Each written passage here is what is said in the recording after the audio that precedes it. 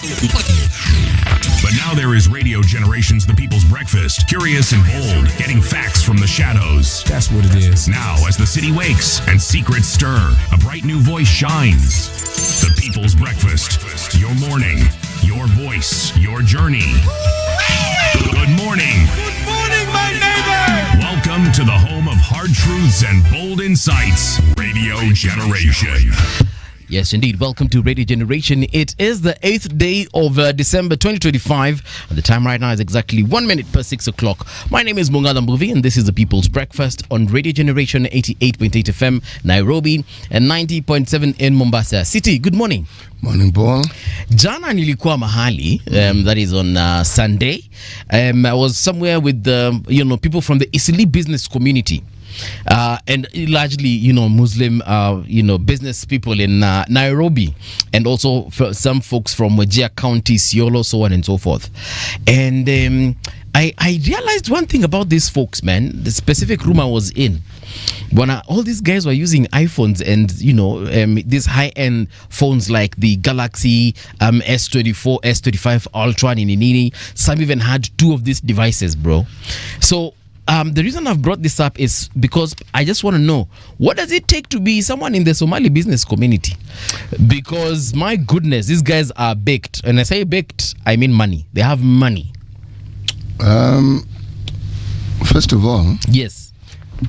Start with we're trying to understand what their sense of community is. Right. How they practice it. Mm-hmm. And then ask yourself where it is they place the phone. Yes. Is it an accessory or is it a business tool? I would say it was a mixture. If it's a business tool, then you want the very best, because you don't want things failing. Right. You don't want this notice storage imejaa. Delete zile picha za kitambo. Delete. That's number one. Number two, yes, there's a certain degree of efficiency and effectiveness that comes with being able to communicate without the fear of hindrance or the interference. This is what you call learned behavior. Okay. And the social aspect of it is somebody must have been the flag bearer. Somebody starts off and people notice that this person seems to have some benefit from the device that he has. And within time people realize, it's actually in my interest to have this sort of device. Okay. Etc., etc., etc., etc., etc. Yes. It is the peer influence. The peer I'm referring to is the businessman. That phone you have, what is it? What model? Yeah. This one, you know what it does? Does this and this. Really? Yeah. How much is it? But what you do, when you talk to so-and-so, he imports them. He does. Yeah. But you can talk to him. I mean, somebody you can pay in installments. Yeah. That sort of thing. Yeah. It's a question of how if higher purchase came into being with the understanding that not everybody can pay off everything in one fell swoop. Yes. So you need an understanding for you to be able to pay. It's why we take loans. Loans are not required to be paid off at once. That's why they give you the installment feature that enables you to pay with minimum fuss. Yeah. And that is precisely what we are seeing here. Hawa wajana sasa tulikwambie. Hawa sidhani hao ni watu wa higher purchase tuanzie hapo. The young ones, of course, were there taking their selfies, being on TikTok and posting like, "Hey guys." Well, it was an event that was actually organized by Tattoo City. So they were inviting investors to invest in Tattoo City. That gentleman Jiwa, the one we met. Oh yes, Jiwa was there actually. And a few other people of his clansmen, if I may call them. And I can tell you for free, my brother, watu bwana kama ni pesa wako na hiyo room ilikuwa inanuka pesa. Ilikuwa inanuka, I don't know if you know how money smells. That room was just smelling money. Essentially what caught your attention was the communication devices. The communication, no, even their dress code, there was a certain level of opulence, and you could tell that these folks mahali wana talk, and it is in such rooms that you realize, by the way, I'm poor. Okay, I wasn't going to say that, but yes, that also I realized. We were with a couple of folks. For example, Isli North MCA was there, Meshimu Adabar. We had, our guest from a few days ago, Senator Bilo Kiro. Yes. He's a businessman. Yeah. Then we, sorry. We also had the Wajir Deputy Governor. Yes, Mr. Niliskia Akitwa Kato. He was also there. So long story short, my friend, is the fact that I think we need to start moving in such kinds of spaces. Okay, personally, I think I need to move in such kinds of spaces. Sababu that money cologne can rub off on me, and then perhaps maybe one day, one time, I will not need the cologne, but I will be smelling it naturally. Anyway, we are still observing the 16 days of activism against gender-based violence. 2 more days to go. So in case you want to know what that is all about, it started on November 25th and it is ending on December 10th. And it is linking the fight against violence with human rights. Now, the goal is to raise awareness, mobilize action, and demand accountability to end violence against women and girls. Now, it was initiated by activists in 1991, and it is supported by the UN's Unite to End Violence Against Women initiative. And of course, the theme for this year is to urge collective action, challenge perpetrators, or rather, the theme is break barriers and build safe spaces, which of course is meant to urge collective action, challenge perpetrators, and fund support and advocate for policy changes. Right, so you can check that out online on the UN website to get to understand more about it. But on this particular day, which is 8th of December 2025, in when was this? Let me see. In 1941, attack on Pearl Harbor took place. City anaelewa mambo vizuri tena sana. Have you watched the movie Pearl Harbor? Yes, I have. Yeah, which is an enactment of that particular event. Hollywood giving us their version of their right. Yes. Amazing movie. It's over 2 hours long, but I can promise you every single minute of that movie is absolutely awesome. You should check it out if you haven't. Also on this particular year, 1965, Pope Paul VI and the Orthodox Patriarch Athenagoras, that is Athenagoras the First, lifted the excommunications from the Great Schism, a major step in Christian unity. Yeah, and then of course in 1988, the Palestine Liberation Organization (PLO) declared the state of Palestine, recognizing Israel's existence. Wow! All right, that is in 1988, and then how many years later? Watu wanachapana kama kitu ingine. It's crazy, eh? This thing is sad. It's tragic. It's many things. It is. All right. Methali ya leo. Last week tulikuanga Gitega kule Burundi. Ndio. Leo tuko wapi? Tumesafiri kidogo, tuko Senegal. All right. The land of Sadio Mane. Hebu nikuulize. Uliza. Do you have an idea? Yes. What the capital of Senegal is? Its capital city. Yes. Dakar. Good man. Yes. Good man. Right. Good like man. I said, one of my favorite footballers of all time comes from that particular country. Really? So I know a few things about Senegal. Right. Good. Tuambie watu wa Dakar walisema nini?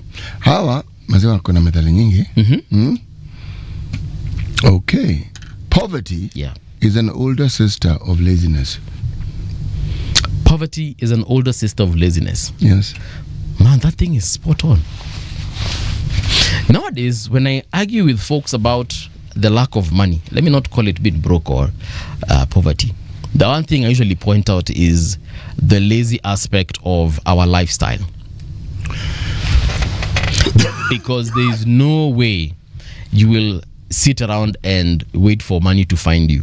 And then it actually finds you. No. Then what work that way does it? It doesn't. Now, there are some folks I talk to and they usually tell me, in this day and age, for you to have money, you have got to be, number one, very active, economically. Like you have got to be constantly finding ways to invest, look for money, make money, whatever. Make ends meet, basically. Then number two, ukuwe na kaukora kidogo. Meaning?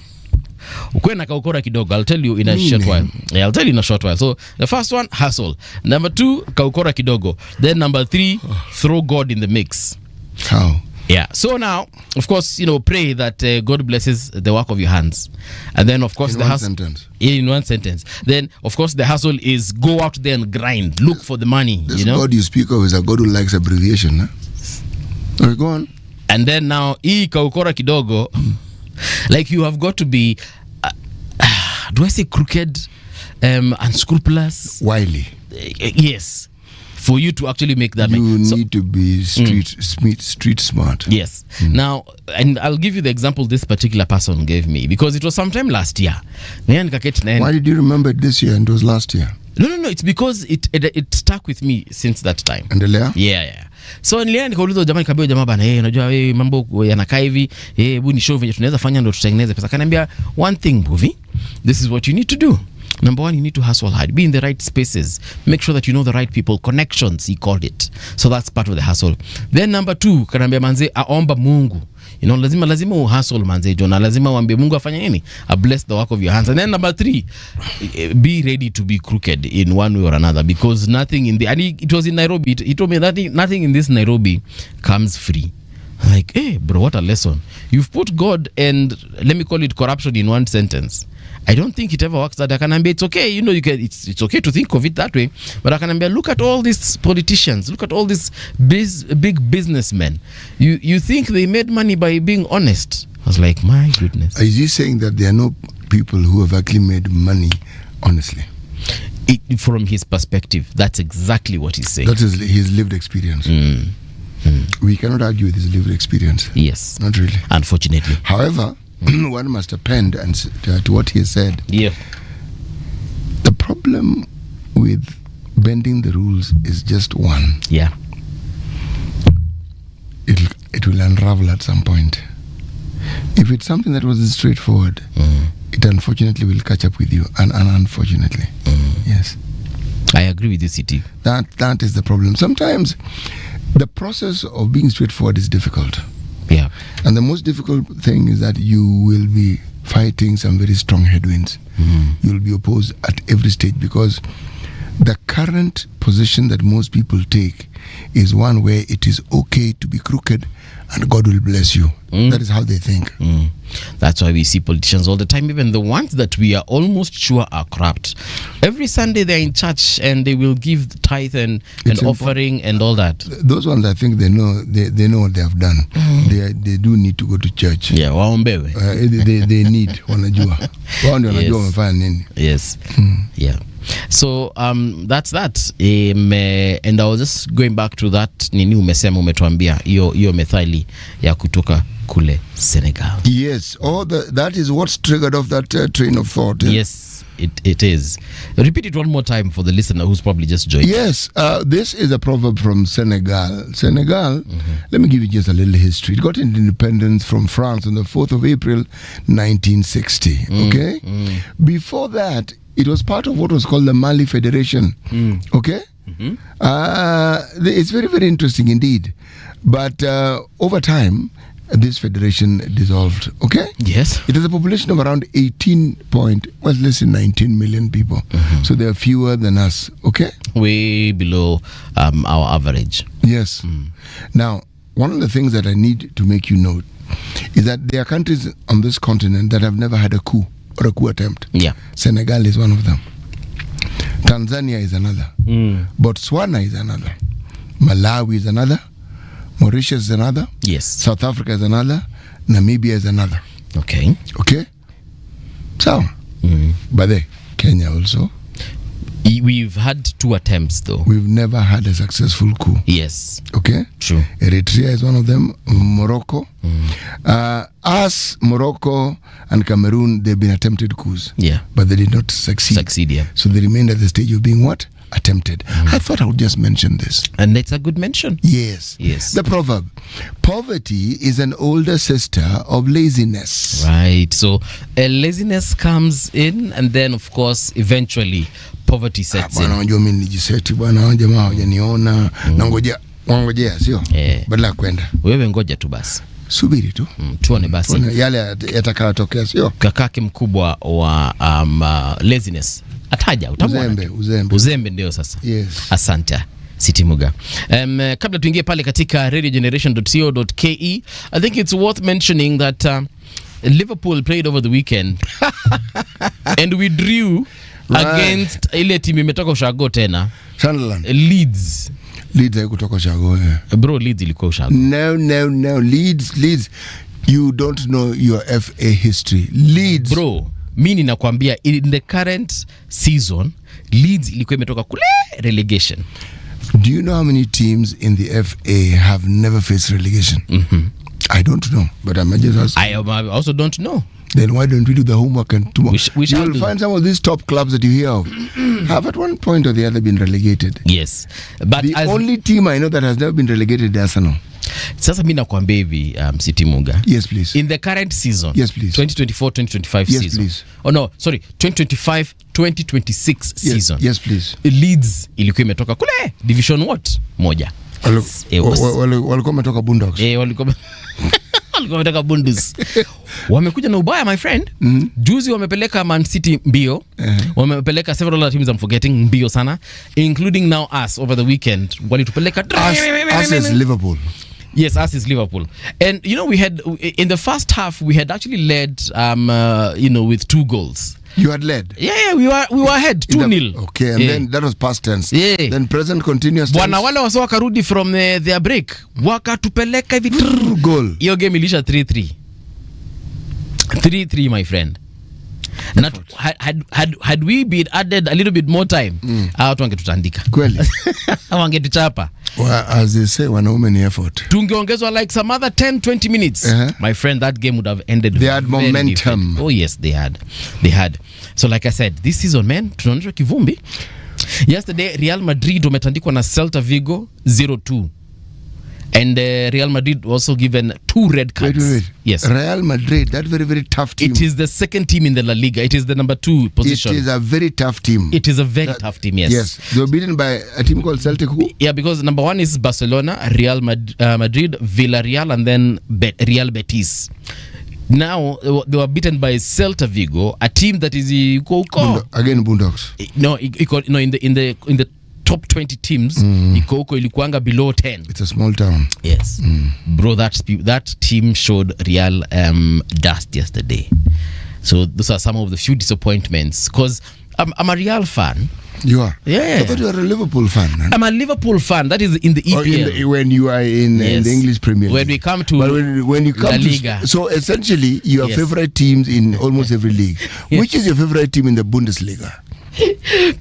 Bundesliga has got to be Bayern Munich, because one of our players from Liverpool actually is currently playing for them. All right. But yes, so they're my favorite. The one in Italy, Serie A. You told me it was called Serie A. Serie A, Inter Milano ndio watu wangu. Inter Milan. See, I'm now knowledge. Does Portugal have a league? Yes, it is called Liga Portugal. Yes. Okay. Liga Portugal.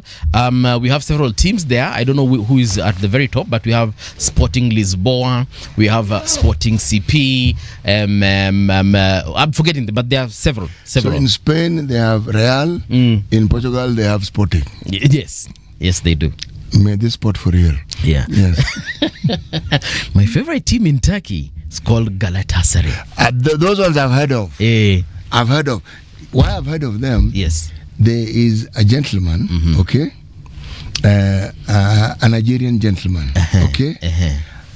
A master wizard with the ball. Right. Okay. He played for them.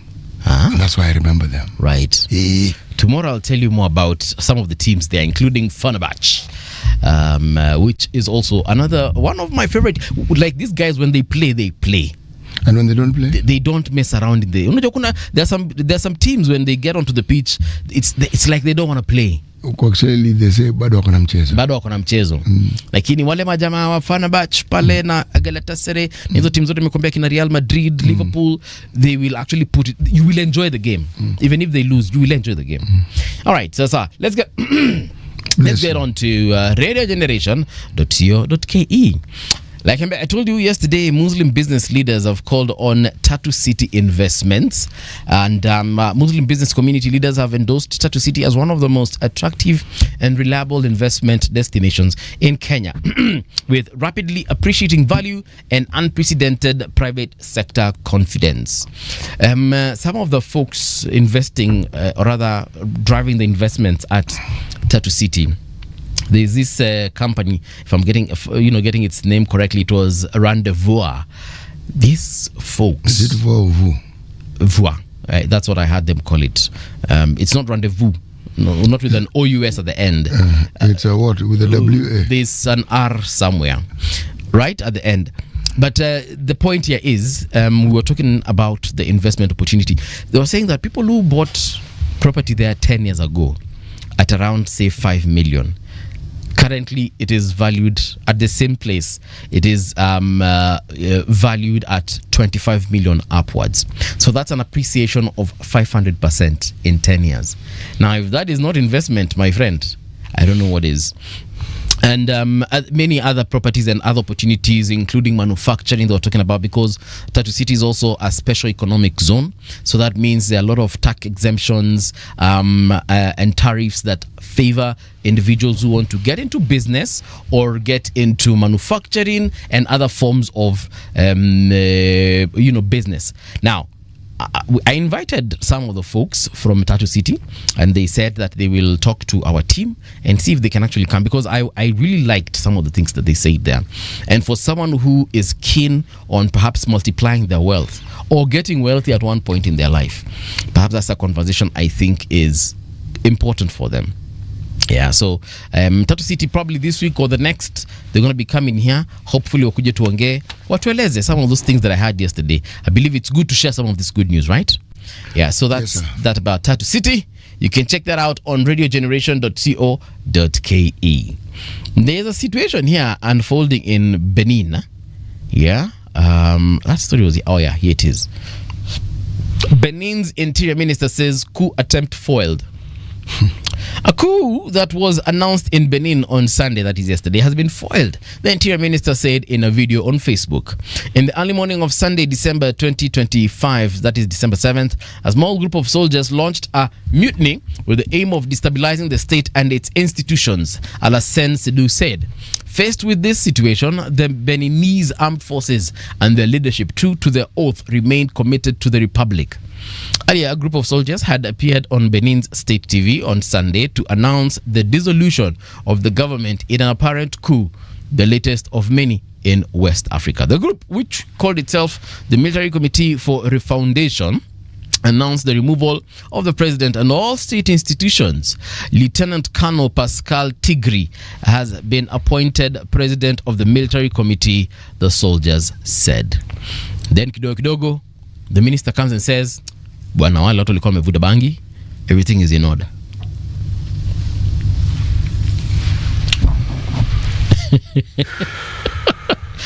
Yes, so Benin almost fell into the hands of a military leadership, from what I understand. Again, now that has been foiled. I know there's a statement that was put out by the AU, and they said that they condemned this particular action, and they rightly should, because at the end of the day, democracy should prevail. But what happens when democracy fails, Paul? Yeah, I know. And that's the point I'm trying to get to, because according to the soldiers, they had said, let me see if I can find that story of that early announcement of that particular coup. This is what the initial statement had said when the military took over, or rather allegedly took over.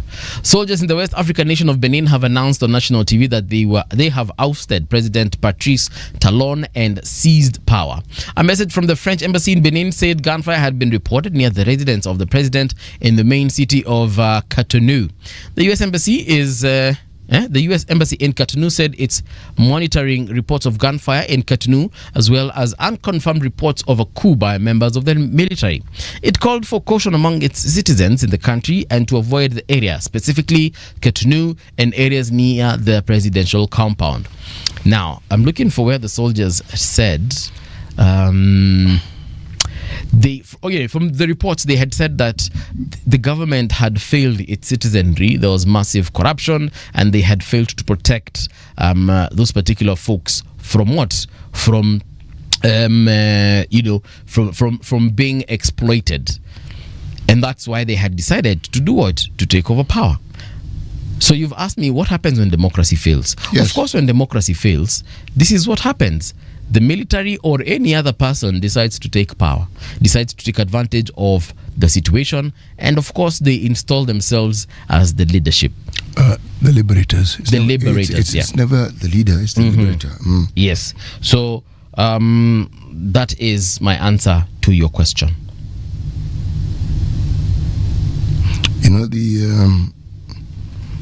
you ask yourself one question.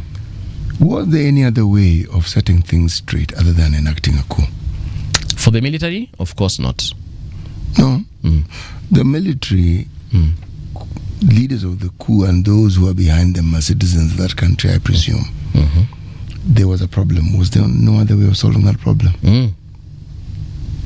You see, according to this story, Talon, the president, who's currently 67, is due to step down next year after completing his second term in office, with elections scheduled in April. Yes. So he was on his way out. Like that's the other problem. Alikuwa amesema sasa niaje, I've finished my term. I had finished my term in office. Let's just go with this assumption. I have finished my term in office, so I'm done. So the military, why they had decided to step in now is beyond me. Okay, I'm not saying that I understand the nini. I understand the siasa, the politics of Benin. But if he was set to step down, perhaps he had set a situation, or the country perhaps was heading in a situation whereby he wasn't necessarily going to step down. Perhaps someone else was going to take over after him. He probably endorsed someone that the military was thinking, hey, apana, he endorsement yake is probably going to be a worse replacement, or is going to be a continuation of the current situation that we're doing what? We're experiencing. So akasema perhaps mtoto wa nyoka ni nyoka, hatukubali nyoka endelee kufanya nini? Endelee kutawala. That is my opinion. One of the things that is also being said was the immediate neighbor Nigeria helped them. The coup, the military. The quelling of that particular coup attempt. Yes, they supported them with both air and ground support. Yes. The government requested and said, Baba tumelemewa hapa. Tinubu akasema, don't worry my brother, I got this. I'm sending the people. Where is the problem? In Cotonou. Don't worry. I'm sending Abakwa and Tichuku. They are coming there. Is that what you're trying to say? That is what I am saying. I'm not actually trying to say it. I am saying it. Yes. And then these other Nigerian folks came in there and wakanyamazisha hii military coup. And the mutineers, I'm told, are fleeing. And as they're fleeing, the shell-shocked leader is saying they will not go unpunished. Yeah. Now this is President Talon. Yes. President Talon. They will not go unpunished. How dare they? Scary thing, this coup, huh? Now, what happens to these folks that had attempted and now the mutineers, that is? Should take off. Wakishashikwa. Unajua, you'll be killed. There's only one way. Yeah. They'll shoot you. And not shoot you, they'll shoot you dead. Yes. Yeah. And then say, oh, we were pursuing these folks, then kibati baya bwana. They fired, we fired back. Then our bullets met, and then, this happened, and yeah, they died. They argue that it's part of what we see as a growing wave of military takeovers. There's one in Guinea-Bissau, Niger. That is the most recent one. Yeah, the one in Guinea-Bissau. Burkina Faso, Mali, Guinea. But all those you've mentioned were very successful. Yes. Yes. It is why, you see, it gives one courage. In Kisolize, in Akumotisha. So this guy succeeded, rather than arms. Yeah. There's a romance about it. But it's worrying. It's worrying. But it also points to something very interesting. Yes. The French model of colonialism. Because this is what is being fought. Because very many of these leaders were fairly francophone themselves. Yes. And they aligned themselves to France. And the French president, the current French president, hadn't quite gotten his head out of this murky thing that they're no longer colonial master. Even the speeches that are attributed to him indicate very clearly that this is a man who still thinks that France is actually in control of those countries. Yeah. But I think he's beginning to realize it is, as we say in Kenya, it is otherwise. But let me ask you, why is it that we're having all these coups in West Africa specifically? We've had more coups in this country, in that region.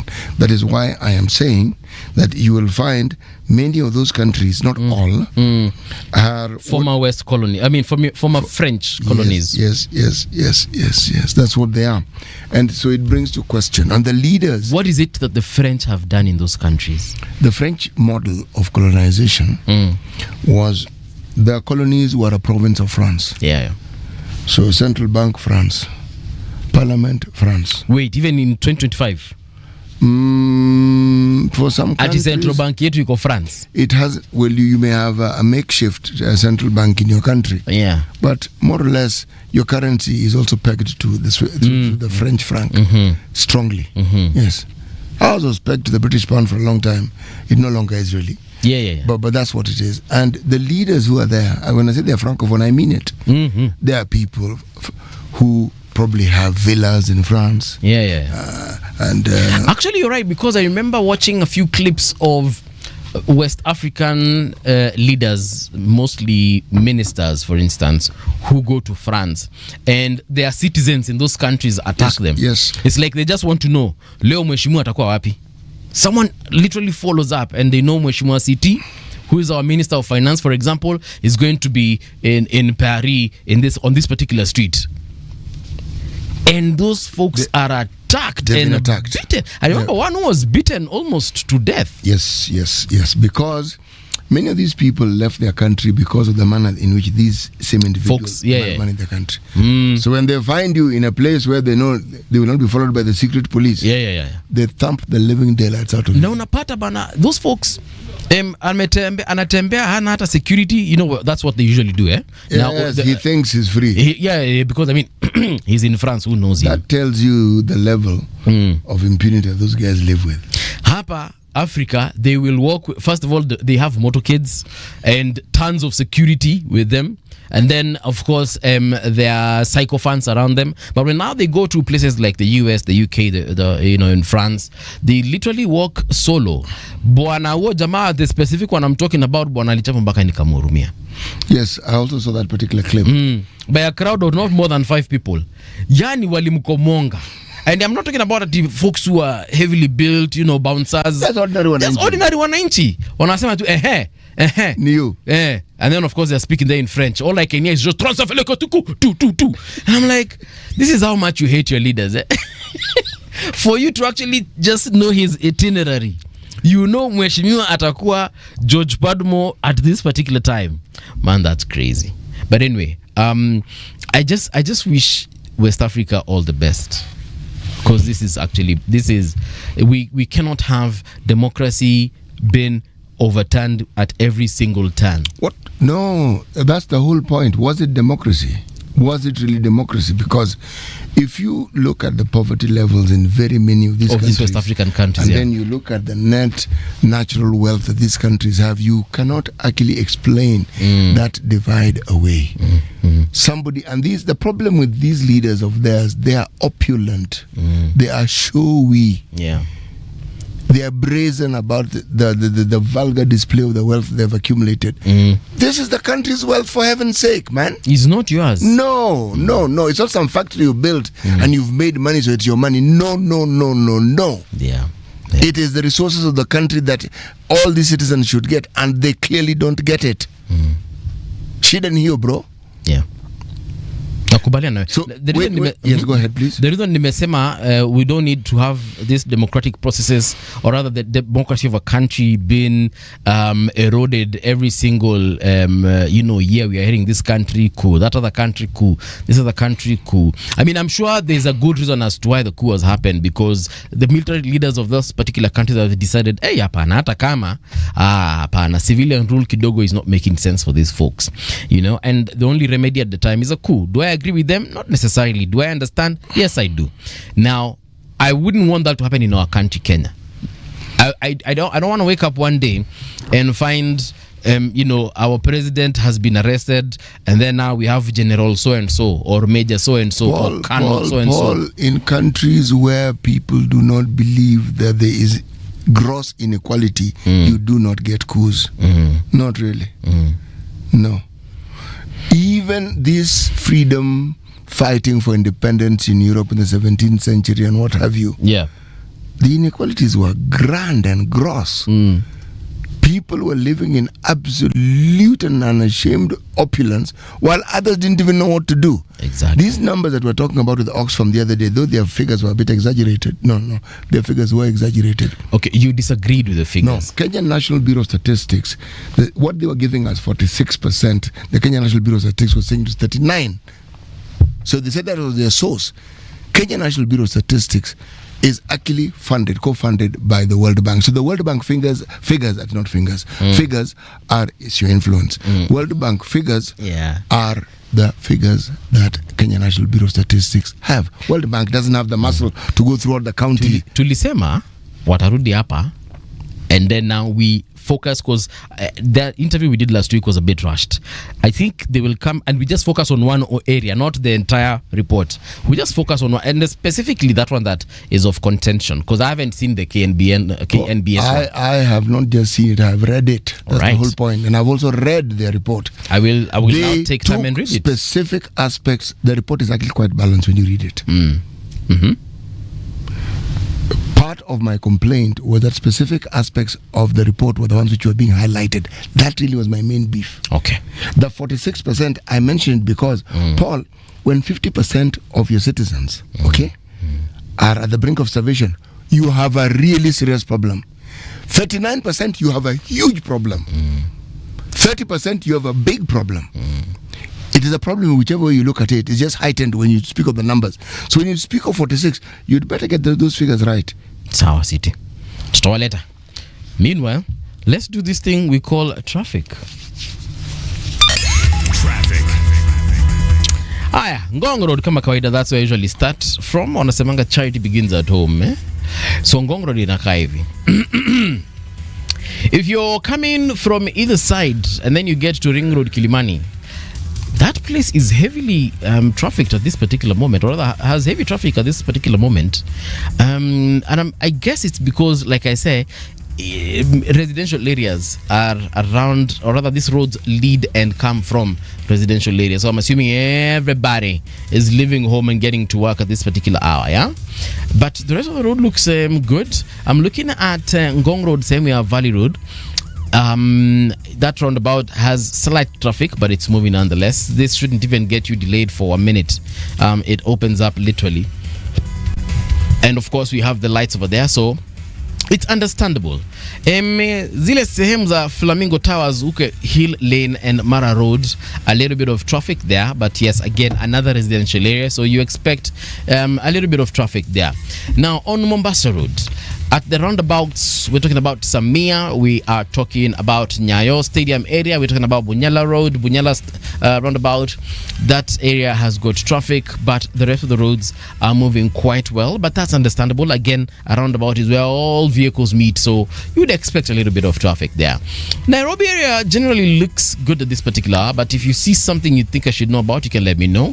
If I zoom out and then zoom into Mombasa wanasema hivi, trafiki pale ama msongamano wa magari si mkubwa sana, lakini kuna sehemu hapa nyekundu sana ya Ronald Ngala Road, mahali napatana pale na Sega Road, kitoka Salim Mwamganga Road as well, bumper to bumper at that particular T junction. But everything else after that is opened up.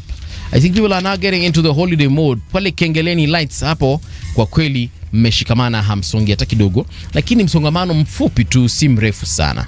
Pale Old Malindi Road na Nyali Road Junction, hiyo sehemu imeshikamana kwa sasa, lakini baada ya hapo ama zaidi ya hapo hamna shida yoyote. Ukiona chochote pale na unaona nafaa kukijua, basi longa nami Radio Gen KE across all socials. Traffic on Radio Generation. Do you know who else won their game yesterday?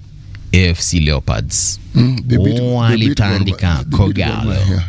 Yes, so when I was leaving that place, I was with the Tatu City folks.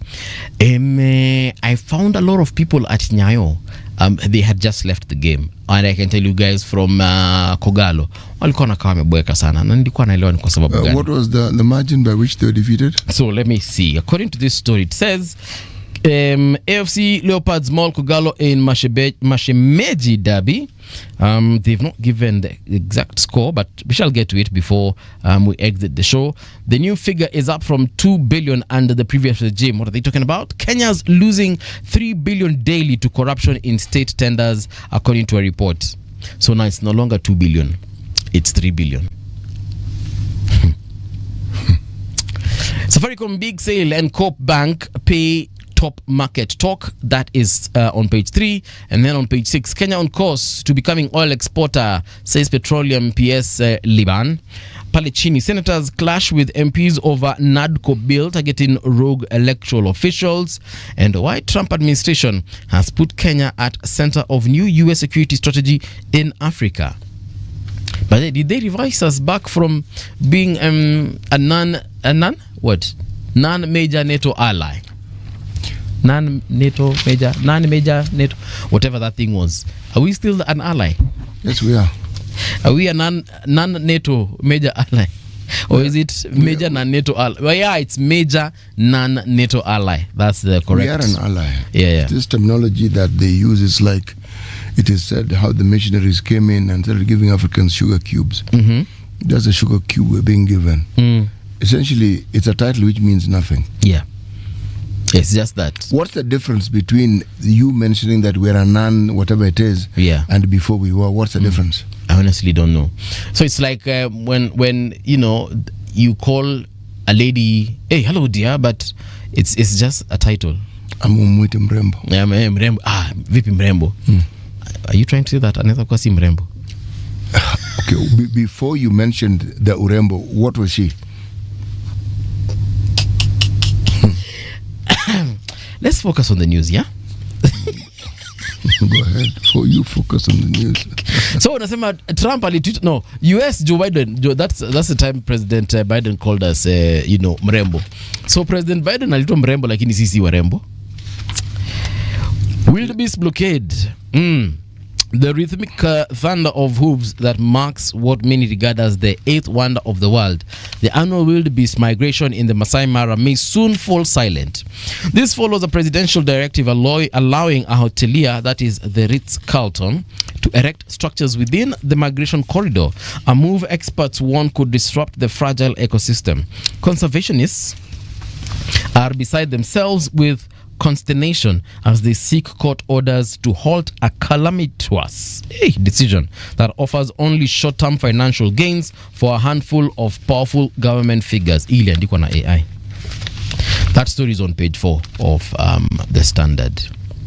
So Meitame Ololadapash anasema, without the county government regulating tourist behavior and activities, we have seen the habitat degraded so badly. There is a pattern that sidelines local communities that have coexisted with wildlife for generations. That man is talking nonsense. The reason why he's talking nonsense, the moment that national park was handed over to the county government of Narok, yes, it therefore means that the decision of determining who does what where was in their hands. Yes. Okay? So, if there's fault to be found, please point fingers at the leadership in Narok. That park is theirs. Yeah. Within the Masai Mara, there are conservancies. There are very, very many conservancies. Conservancies retain what it is that he's arguing, where the local community have an understanding with an investor. Yeah. Okay? And many of the things that you find in those conservancies are tented camps. Yeah. Nothing permanent that is erected. And there's an understanding. For a hotel to determine that they want... Carlton Ritz is a big hotel. They're a big name. Yes. Okay? $3,000 a night, sort of kind of like hotel. Now, for them to come and erect a hotel and spend that amount of money, yes, these are not people who daydream or sleepwalk into building a hotel. They plan, they do their feasibility study, and they figure it out. And they've determined that's what they're going to do. Yeah. All the policies, all the passes, all the permissions that were given before this hotel was built. So, what on earth were they doing when all these things were happening? This corridor, is it something that appeared last year? It's been there for a very long time. It's been there for centuries. And then this is also the funny part. when they were constructing, of course, they had to get permits. And where do you think they got the permits from? It was from a county. Exactly. And then someone had to do a survey. So that means there's an organization, there's a body that governs surveyors. Environments and what have you. Yeah. In this country, it even has a name. Yes. Then we have also NEMA. That's what I'm referring to. Yeah, because there's like an association of surveyors, and then there's NEMA.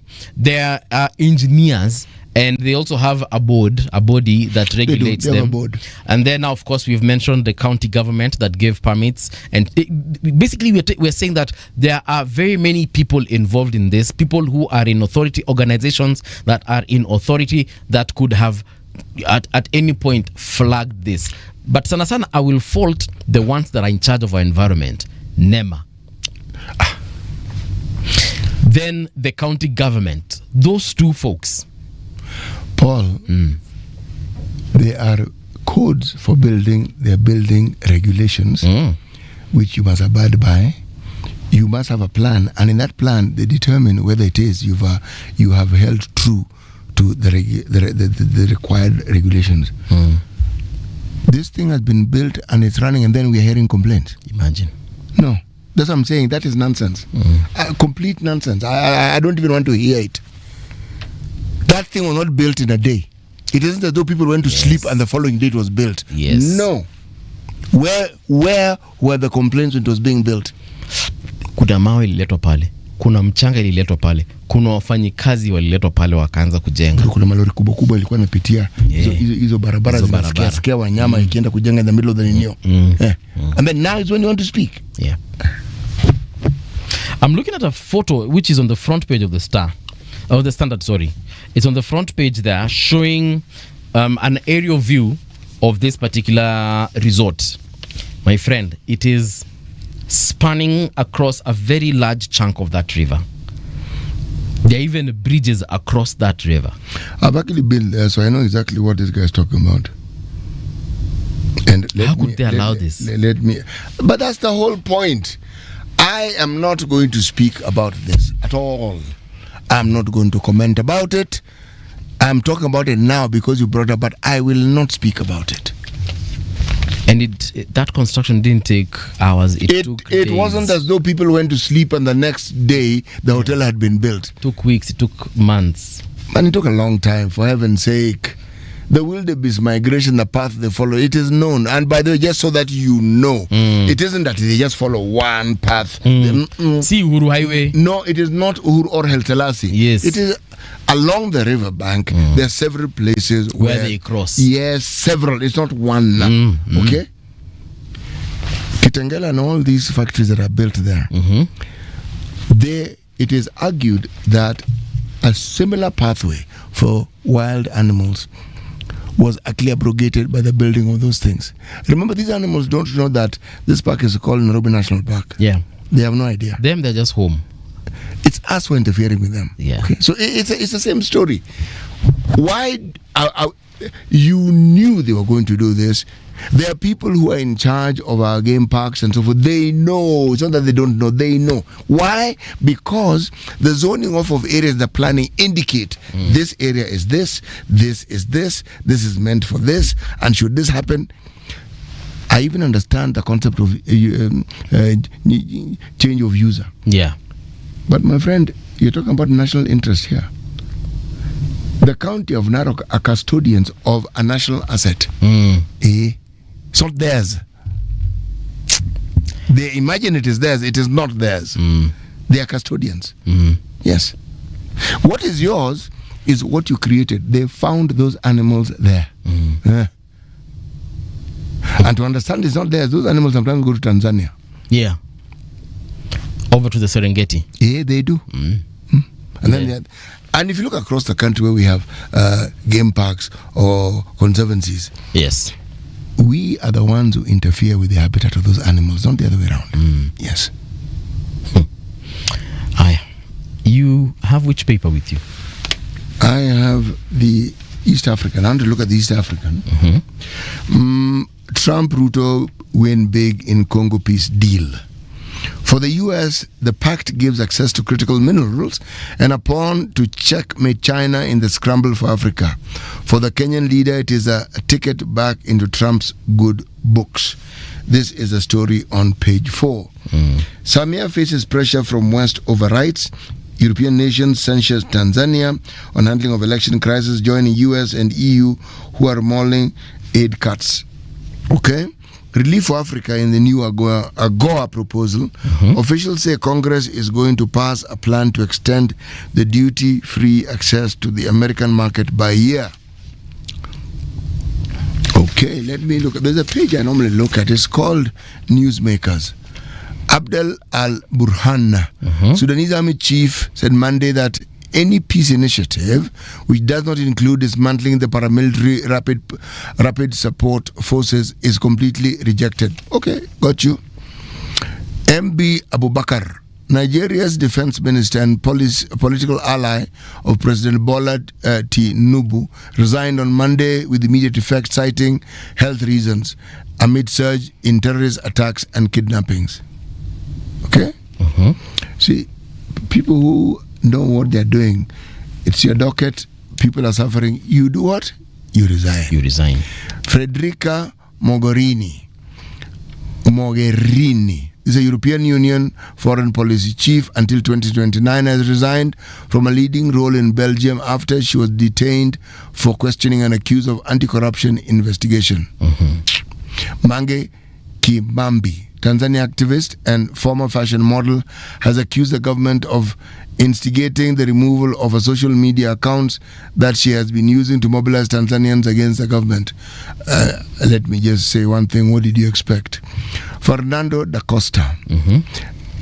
Nigeria has granted asylum to the 47-year-old Guinea-Bissau presidential candidate for Party for Social Renewal just days after a coup prevented the results of a recent election from being announced.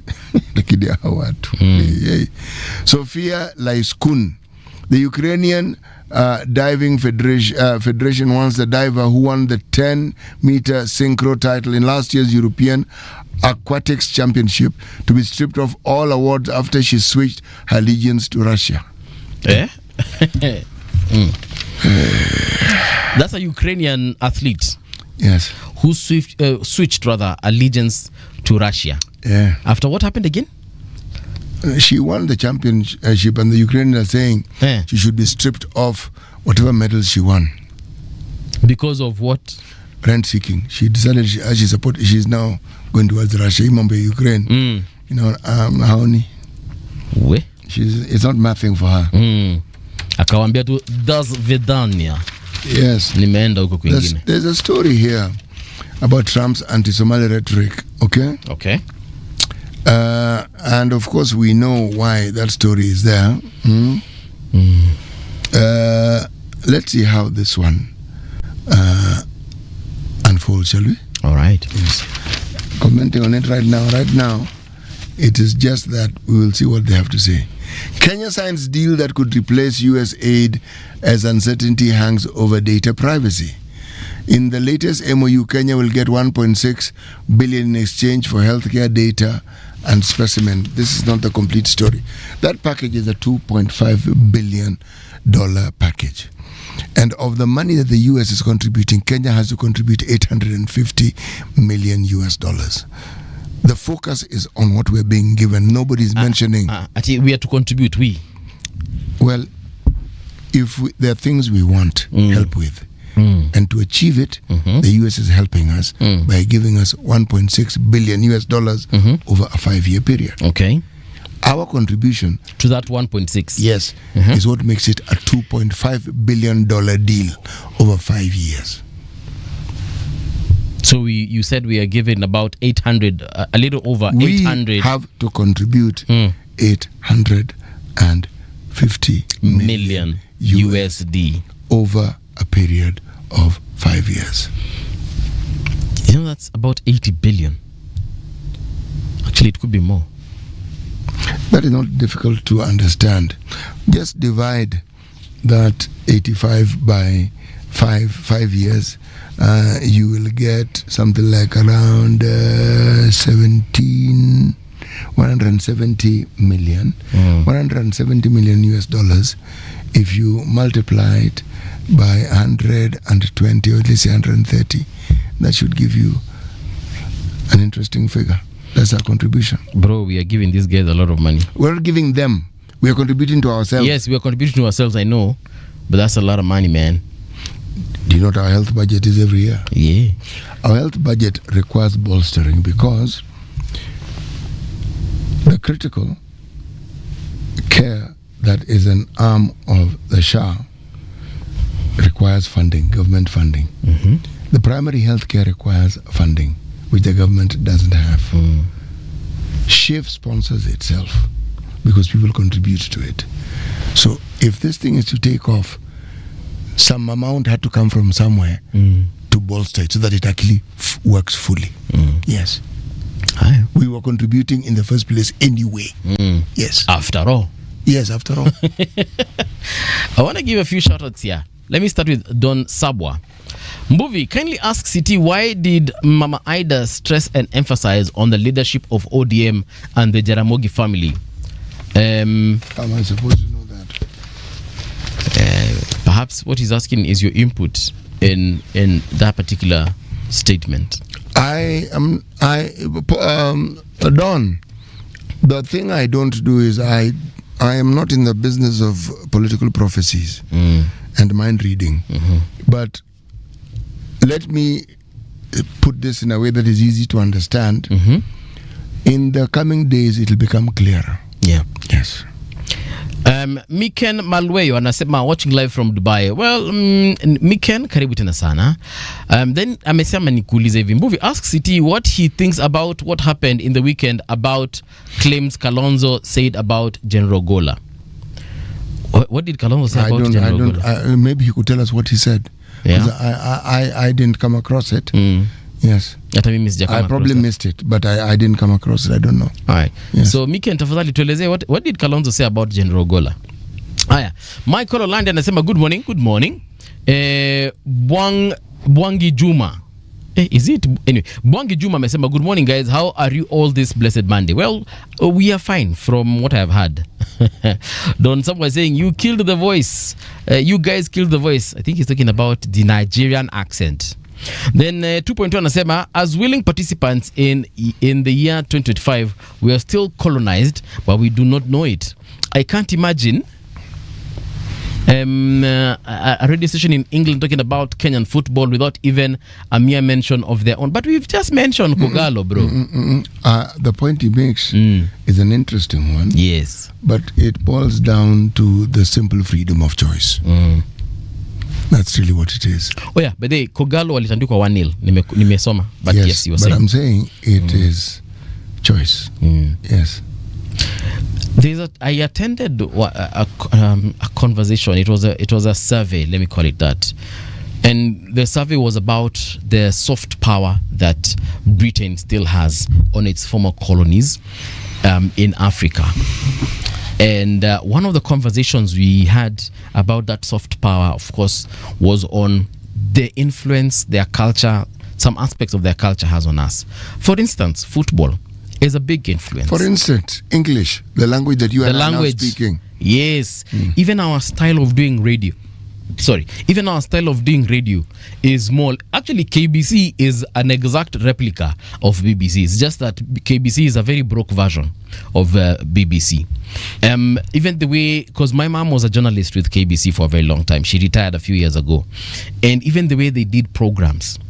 She, because of where she worked, I had the privilege of just going through some of the archives. And I can tell you, to date, they are still getting training being done by the BBC. Of course, other players have come into place, such as DW, France 24, and so on and so forth. But majorly, their training still currently being done by BBC. To a point whereby folks actually are flown to the UK to, benchmark. But Paul, CNN, Al Jazeera, all the media houses that we now speak of, they still benchmark with the BBC. Exactly. So again, football. Many of our players, the reason why they are in Bundesliga, Serie A, La Liga, and so on and so forth, is because their first love of football was probably an English Premier League. Manchester United, Manchester City, Liverpool, Arsenal, and so on and so forth. We can go on until tomorrow and just talk about the kind of soft power that these powers have. But at the end of the day, I get your point. My take, you probably want things to go in a different direction, but unfortunately, it's going to take some time. But anyway, it's you and I who are going to change that when the time is right. Right now, though, we want to take a short break, get into the news. When we return, of course, the People's Breakfast continues right here. Radio generation, the sound is fine. Pump it up, turn it high all the time. Let the music move you, let's sway. Radio G's got your jam all day. Radio Generation, the home of urban soul.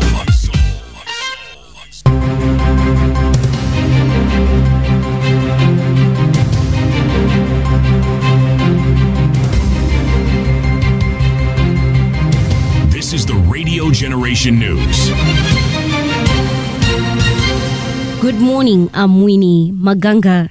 7 people were killed on Sunday morning when a matatu collided head-on with a truck at Miasenyi in Taita Taveta County along the Nairobi-Mombasa highway. The 7, who included the matatu driver, reportedly died on the spot, while others were rushed to Moi Referral Hospital in Voi for treatment.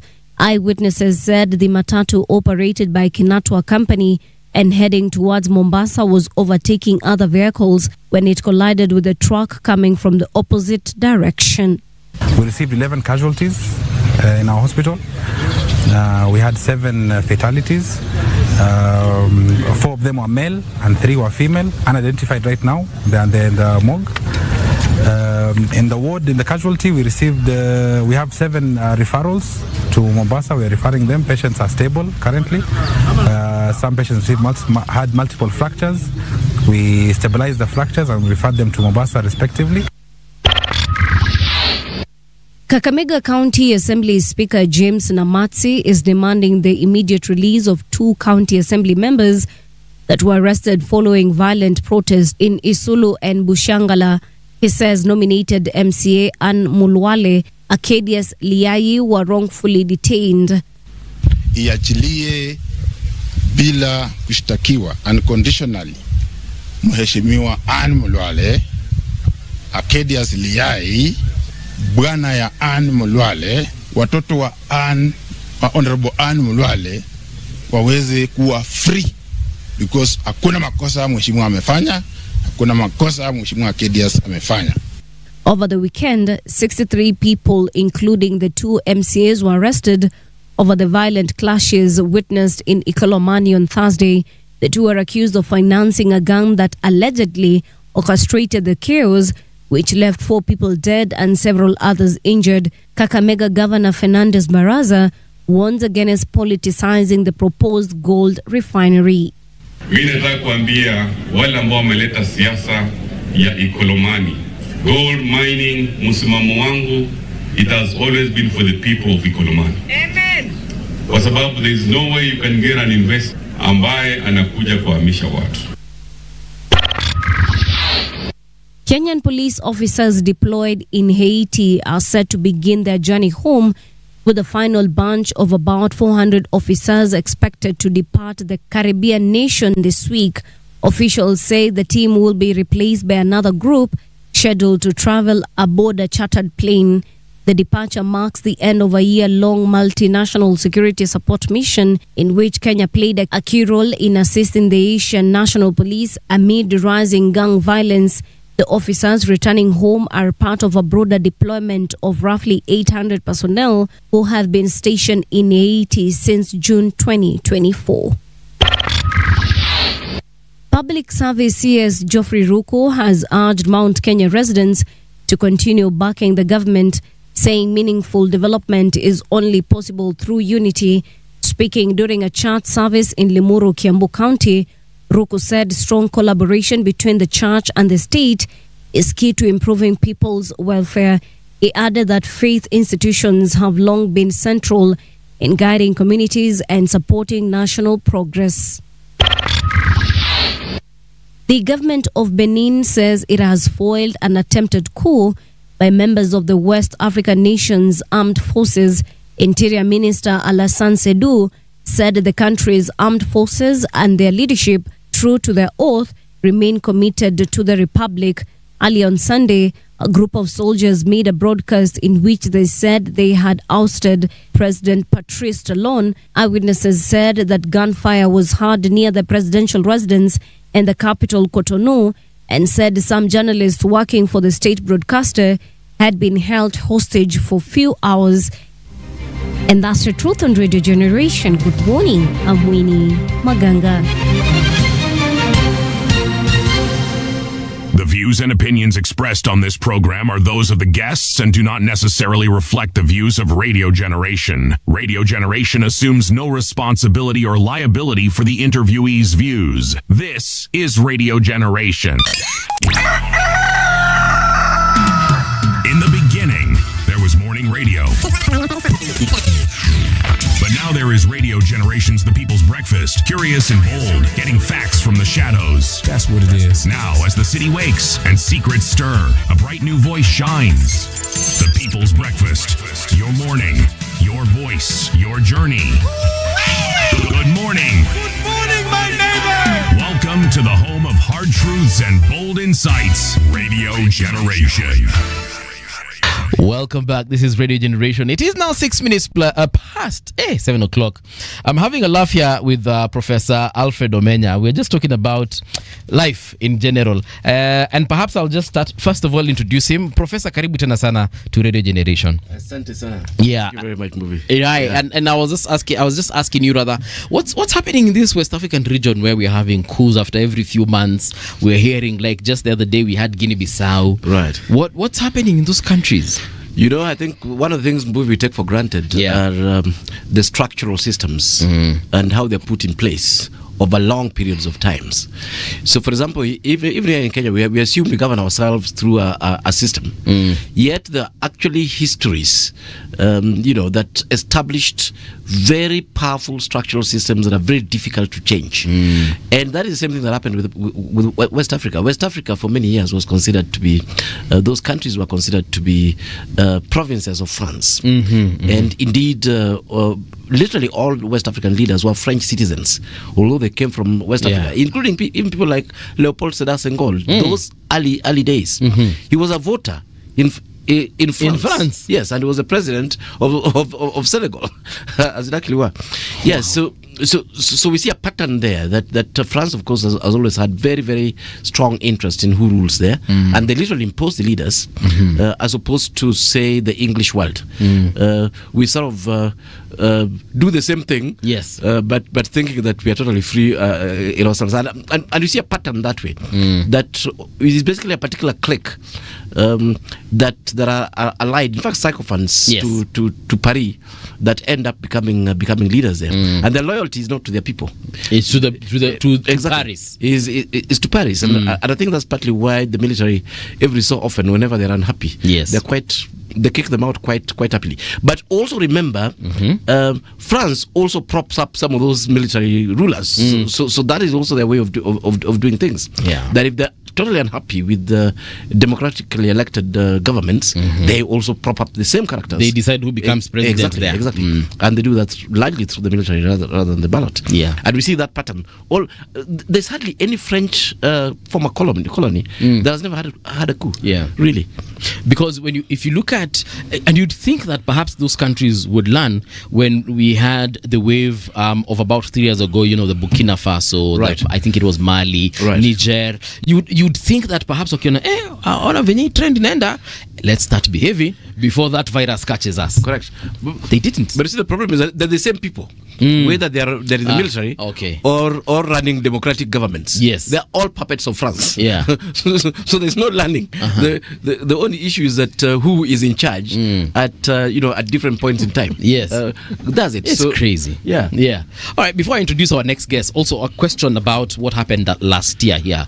You remember when we had the Gen Z protest, and I think Correct. at one point the president and CS for Interior did say that, there was an attempted coup, that Right. uprising, that Gen Z protest wasn't genuine. Correct. Do you think that perhaps we would have ended in a similar situation? I don't believe so. I actually don't believe so. I think the military in a lot of the former British colonies, Yes. if I can call them that, are quite different, and they're quite autonomous, and they're less politicized than the military in the French world. Of course, there are areas where, unfortunately, once you cross the Rubicon, coming back is normally difficult. We see that with Nigeria, we see that with Egypt, and so on. But Sudan. we see that with Sudan. Yeah. But for many countries, I mean, you look at Zimbabwe, you look at Malawi here, you look at Kenya, Uganda, Tanzania, and so on. We relatively have a relatively non-politicized military that tends to not have such big appetite for power. They enjoy being in the military. Yeah. But immediately you politicize the military, it becomes impossible to go back. And that one, in fact, in the Kenyan one, of course, there are experts in this area. The so-called Tonje rules in the military are credited with the stability of the Kenyan military. That you can actually be a professional soldier. You know when to leave. You know when to rise. Yes, there'll be some considerations here and there in terms of who becomes a general and who doesn't, but the systems are put in place and they're largely watertight. Yeah. So I think because of that, then you end up with a situation where there is less, to some degree, less politicization of the military, and that way, then of course, we have this issue where appetite for power becomes a lot less. And then lastly, our neighbor Tanzania also just, I think it was last week, claimed that whatever happened during the election violence was also another attempted coup. And this was said by the president, Samia Suluhu. Exactly. It's the same because Tanzania also has had a very long...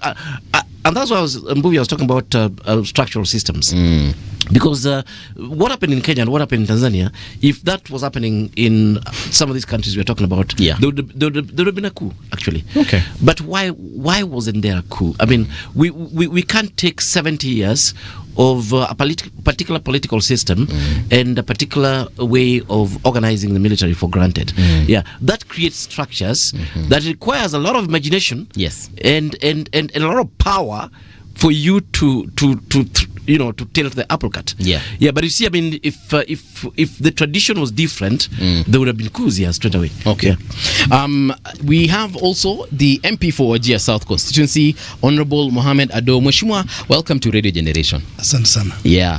You just found us talking about what happened in West Africa recently, Benin. There was a coup which was foiled, according to the interior minister there. And the professor here was just telling us that it is because of their colonial history that perhaps they are facing the current problems. But anyway, let's get back to what has brought us here. The development and versus marginalization and the state of the nation.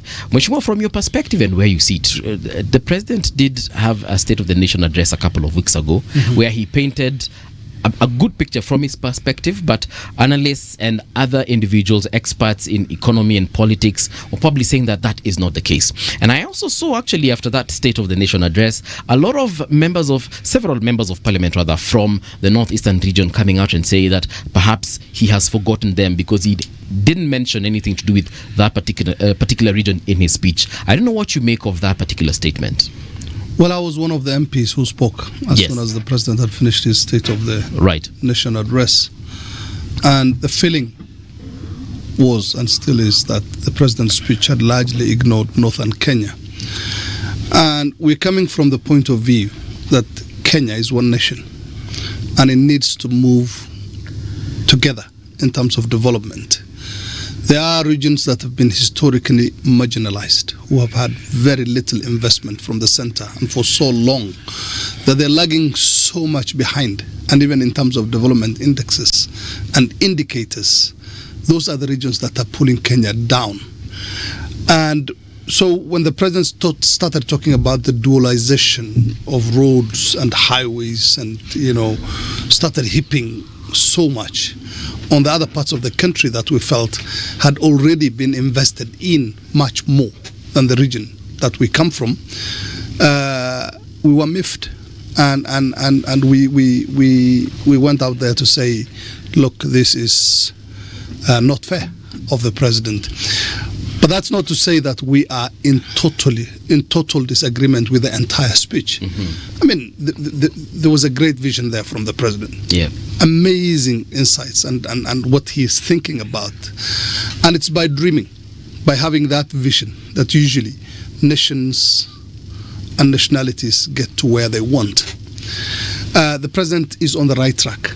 But again, as I had said that day, I'm saying it again, there are obstacles to the achievement of those grand ideas. Yes, they have worked elsewhere.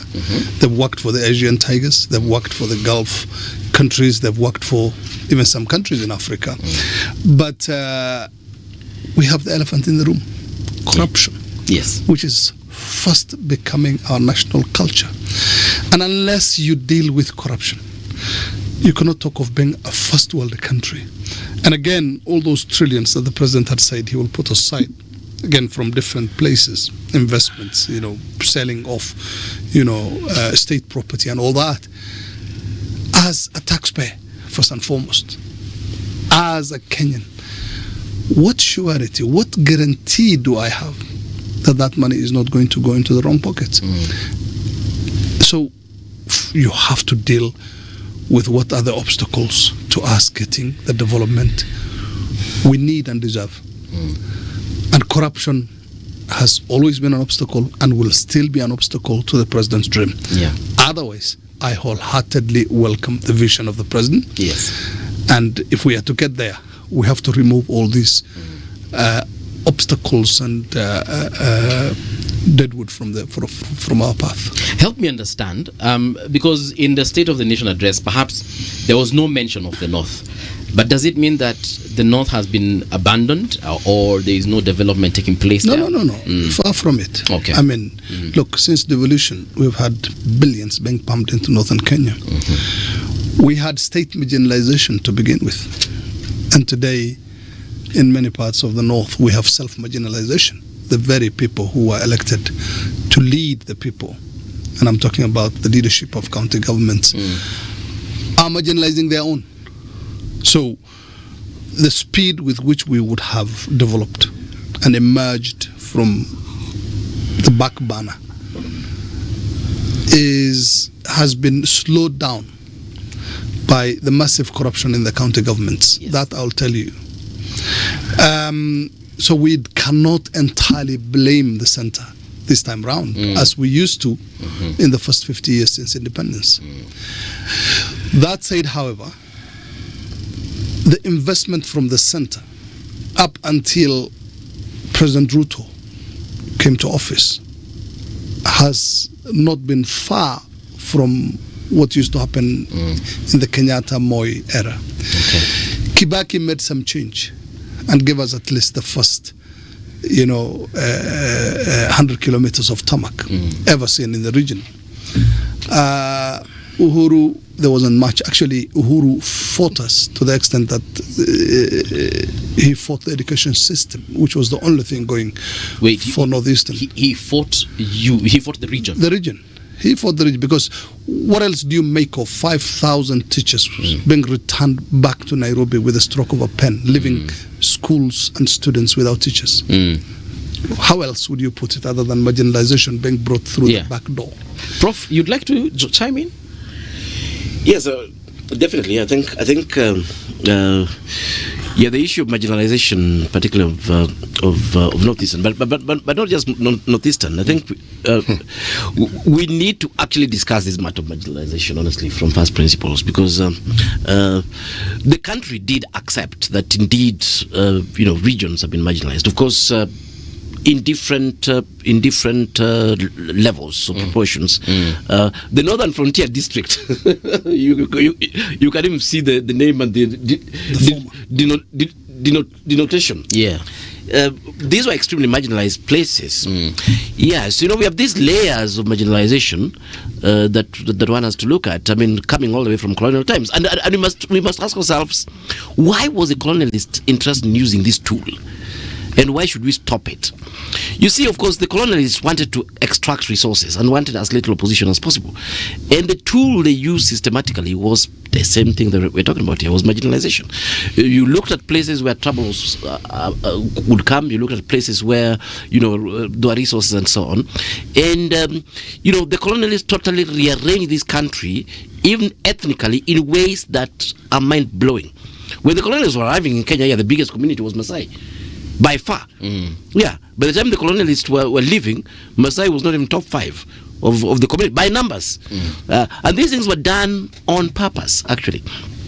Yeah. So we need to, of course, there are areas where the colonialists put in a lot of resources. And the putting in those resources there for their own benefit. It's not like the colonists liked the Kikuyu so much that they put resources in central Kenya or the Kalenjins, the Rift Valley. The colonist was extracting from there. And that's partly why some of us were quite excited with what Mheshimiwa is highlighting here, when that structural history and geography of the country was going to be addressed for the first time ever. And that was in Kibaki's time. I told people, let us look at the geography. We call it geography of development, but it's actually geography of marginalization. How come, resources were put on the railway line? If you look at the communities that were living on the railway line, they were the communities that were developed, largely. So was from the coast all the way to Western Kenya. And whether it was the Kikuyus or the Mijikendas down there or the Luos or bits of Maasai land all the way to Western Kenya. The guys who were on the north of the railway land was left for their own, to their own imagination. And Kenya comes up with this interesting idea that why don't we use exactly the same tools the colonialists used but revert them, so that we create another powerful railway line in the Lapset area. Okay. And we started from Lamu all the way to Ethiopia through the so-called Northern Frontier District and so on. And we push resources those sides. And we create a spatial plan that really was going to deal with that marginalization.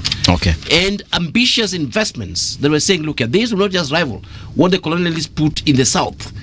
It will actually shift literally development of the country to the north. And it wasn't just shifting it to the north, it was balancing the country's development, because the entire north and its huge potential, whether it was in agriculture, in the mines and so on. And ironically, we have rivers running all the way from his place there.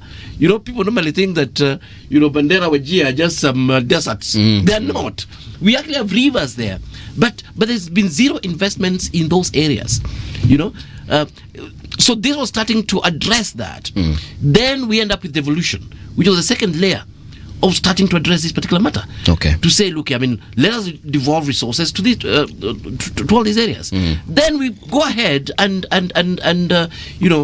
introduce Article 56 of the Constitution and start defining marginalization. And then we start saying, no, money must be put in these different areas and so on. So what one would have expected was that there would be such a radical change in the political behavior of our leadership in the country, particularly at national level. But what happened? The forest changed, but the monkeys remained exactly the same. Yeah. And doing exactly the same thing. So nobody is talking about these things anymore. Okay. Even after we had seen their potential, not just to bring in some of these areas and some of these communities into the fold, but actually we had even seen the potential, and we're just ignoring that. There are things that disturb me about this country, by the way.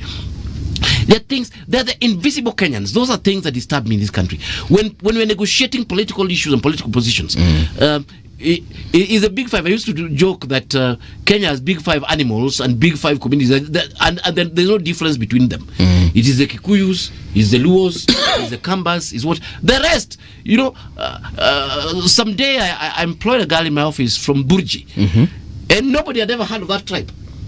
That's the marginalization we're talking about. There are communities that are invisible in this country. Yeah. There is no infrastructure in their places. There is no education in their places. Actually, now that you've mentioned, I'd like Mheshimiwa to finish on the point I have of not finished. Yes. Yes. On the point of the stroke of a pen, teachers or 5,000 teachers were brought back from the region on the claims that there was insecurity, and were told welcome to Kenya once they arrived back in Nairobi. That happened at the TSC headquarters. That was the single biggest blow to the region, and that was done by the Uhuru government.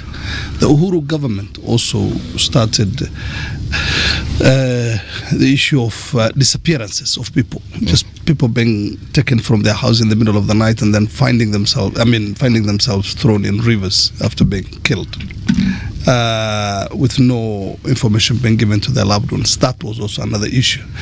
So what the people of Northeastern and the Greater North appreciate about the government of President William Ruto is that for the first time, the road that every president in Kenya had promised since independence is under construction.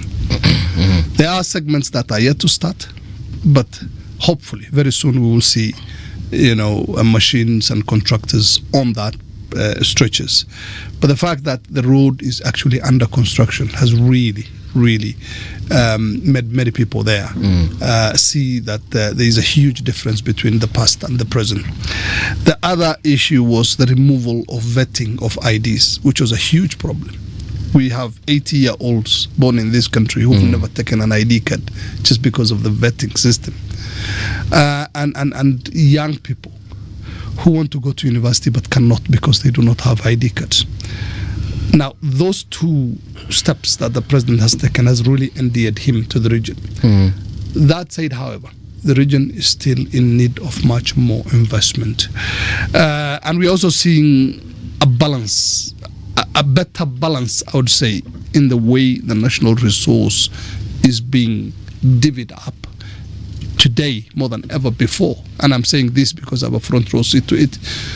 For the first time in my constituency that had less than 2% electricity coverage, we have 1.9 billion shillings in energy investments going on in my constituency. This was unheard of before. When did it start? The development, the investment in the power. It's ongoing. Yeah, it's ongoing right now. Okay, mini grid stations, upgrading of existing stations. A lot of work has gone. A lot of money has gone into. And it is big. It started with the KK government. It started with the Ruto government. Okay. Yes. So for 3 years, you want to tell me there's a very huge chunk, a percentage of people who lived without power in Wajir. Since independence, I'm talking about less than 1% coverage in my constituency. Okay. That's the reality for most parts of Northeastern. Paul, there's something you need to understand. And you're talking about some of these things. The colonial government actually legalized this marginalization. There were ordinances and laws that were passed specifically to marginalize those regions, that region. It was considered an economic wasteland.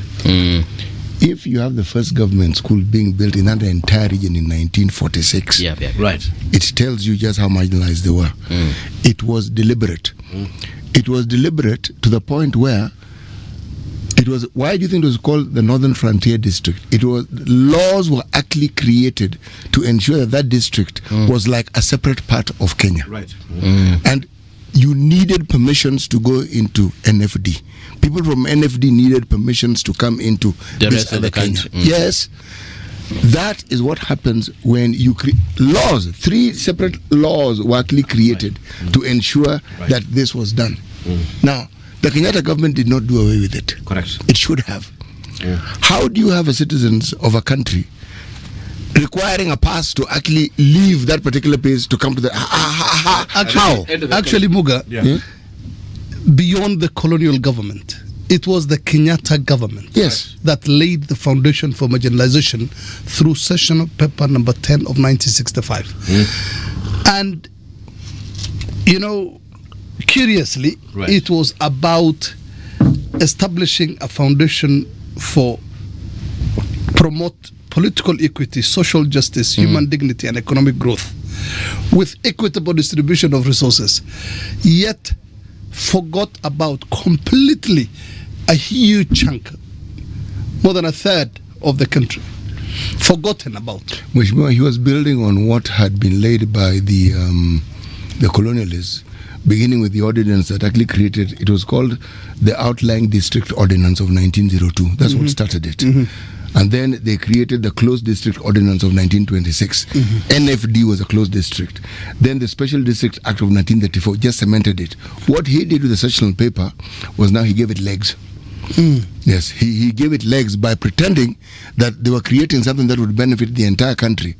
But the northern part of the country was completely and absolutely ignored. Forgotten, every time we talk about marginalization of that particular region, I thought it was just the government has ignored. So when we are planning on roads, we just don't talk about that region. Let's talk about the rest.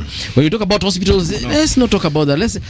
And Bovi, to be honest, if only we paid attention to that part of the country, what you're talking about, the president talking about Kenya being a first world, would be realized, because land never tilled since the time of Adam, the first man. Livestock, all these camels you're hearing, live there. We have cattle, we have goats and sheep. And then when it comes to the budgeting process, and it's arable land, nobody talks about livestock. There are no they established the livestock marketing board the other day and gave it only 50 million. Is that for tea?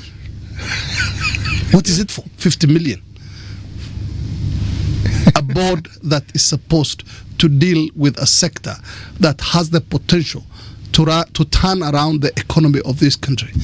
We can easily be exporters of beef and mutton to the world. We have the wherewithal. The only thing that's been lacking is investment in that sector. And it's actually very shocking. And then agriculture. Israel is exporting to many parts of the world. Israel is smaller than my constituency. And drier. Smaller than my constituency.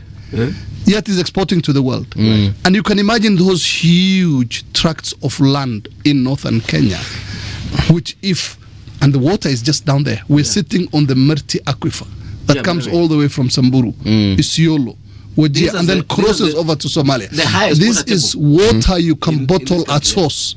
It's that clean. You can bottle at source. And it just takes about 250 meters to get to that water. Yet, and then look at every time there's a drought, first followed by a flood, and all those waters doing nothing but sweeping away our cattle and donkeys. Nothing. No reservoirs for storing that water so people can do meaningful agriculture. So it's like you are so fixated on land that was being tilled for thousands of years and cannot produce without fertilizer. That's why the song of fertilizer is so common on the floor of the house. Yet you don't hear about livestock unless it's we from the region who are up in arms, talking about why. We're always asking why livestock. And again, I don't know whether they need electric shock or I don't know. Actually, the reality... They don't hear about... They don't want to hear about livestock. No, they don't want to. You see the World Bank projects, let me say this. The World Bank projects that have been brought here to this country that are to deal with livestock management issues and marketing issues and investment in livestock sector. Guess the counties that are benefiting from these projects. Places like Siaya, Kirinyaga, all those places, yet abandoning and totally forgetting about. But Professor, help me understand why. That is a problem. It is politicization of development, and incidentally. But we have politicians coming from. We have governors, senators, MPs, MCAs coming from that area. Very, very true. But remember, at the end of the day, it is really about who is running the country, whether we like it or not. It is who is the president, who controls, budgets and so on. It's basically who's running government, as it actually were. And what Mheshimiwa is saying here is true, and this is an authority that we have to stop.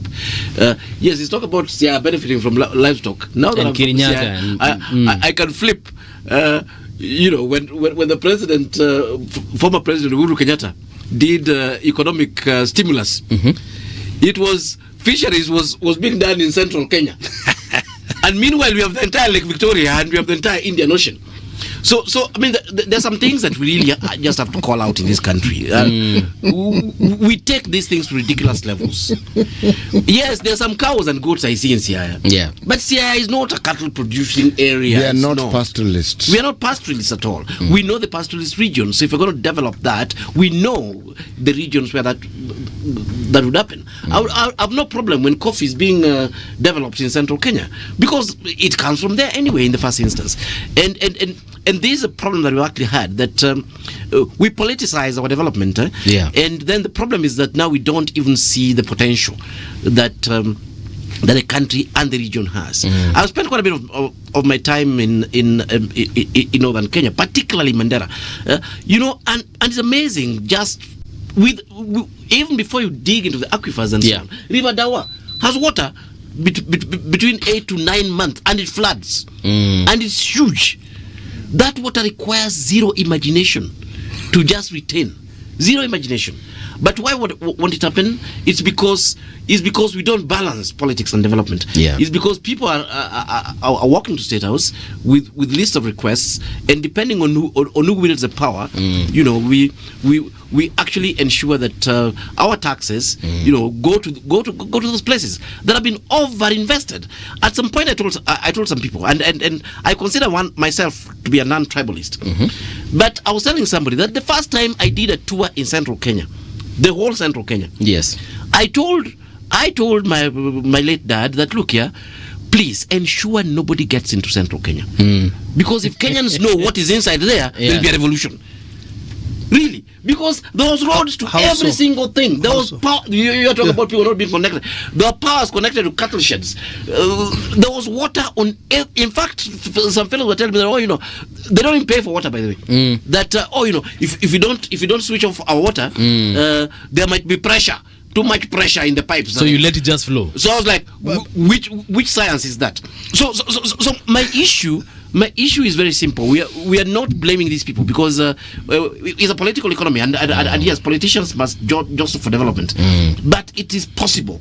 It is actually possible to develop our country harmoniously, and also to balance this political interest. So it's not purely political interest. Just to support what the professor is saying about the lack of even-handedness, equity, and balance when it comes to the allocation of the national cake, sharing of the national cake.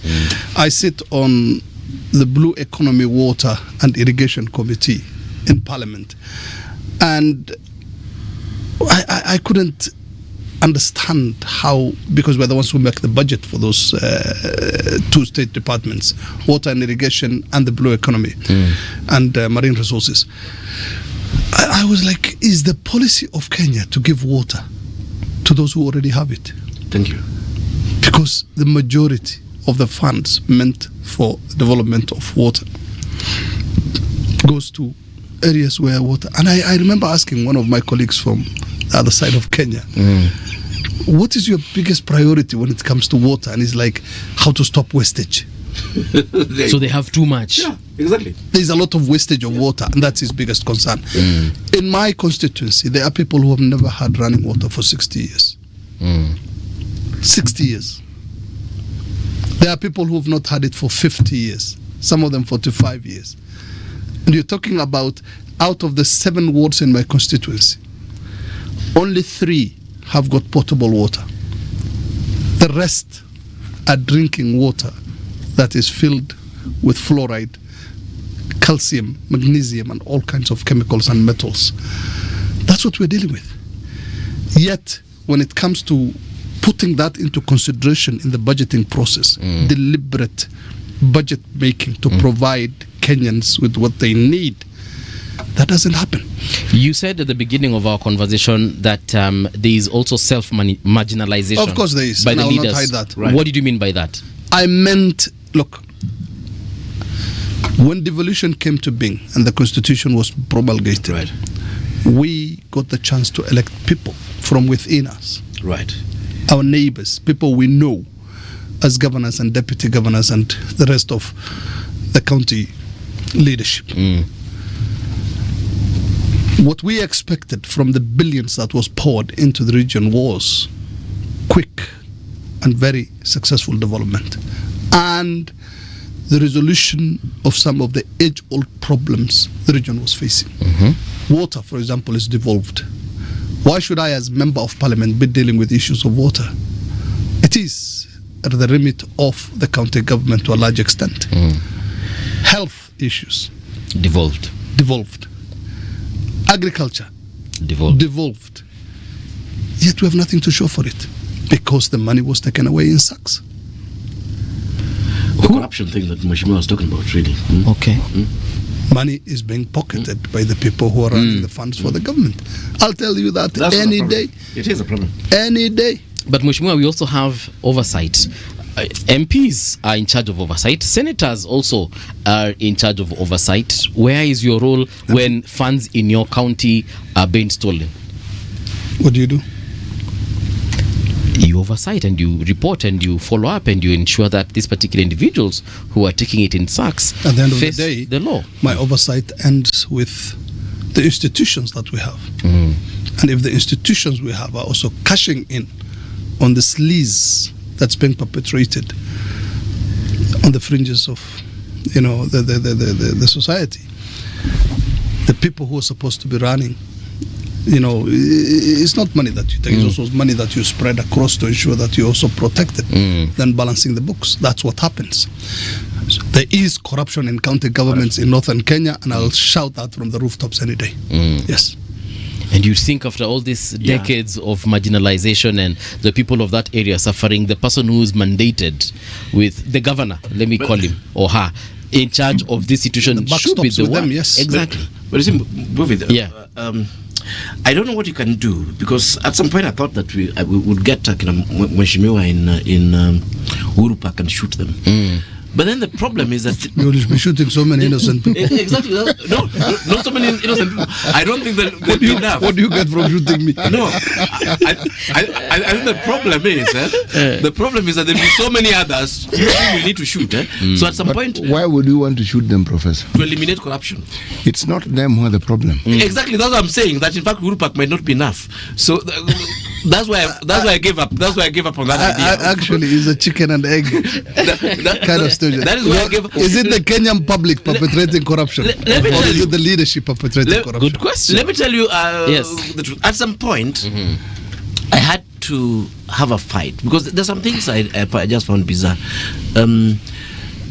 I really was relatively broke, but I happened to have been chairing a school board, and I was doing an arambe to support the school. So somewhere along the line, of course, I'd given some decent amount of money, but then I'd this Mzungu friend of mine who comes in and gives over 1 million Kenya shillings towards the arambe. So peer pressure. My buddies there told me, you and the MP, can you lead this thing now? Whatever you gave was too little.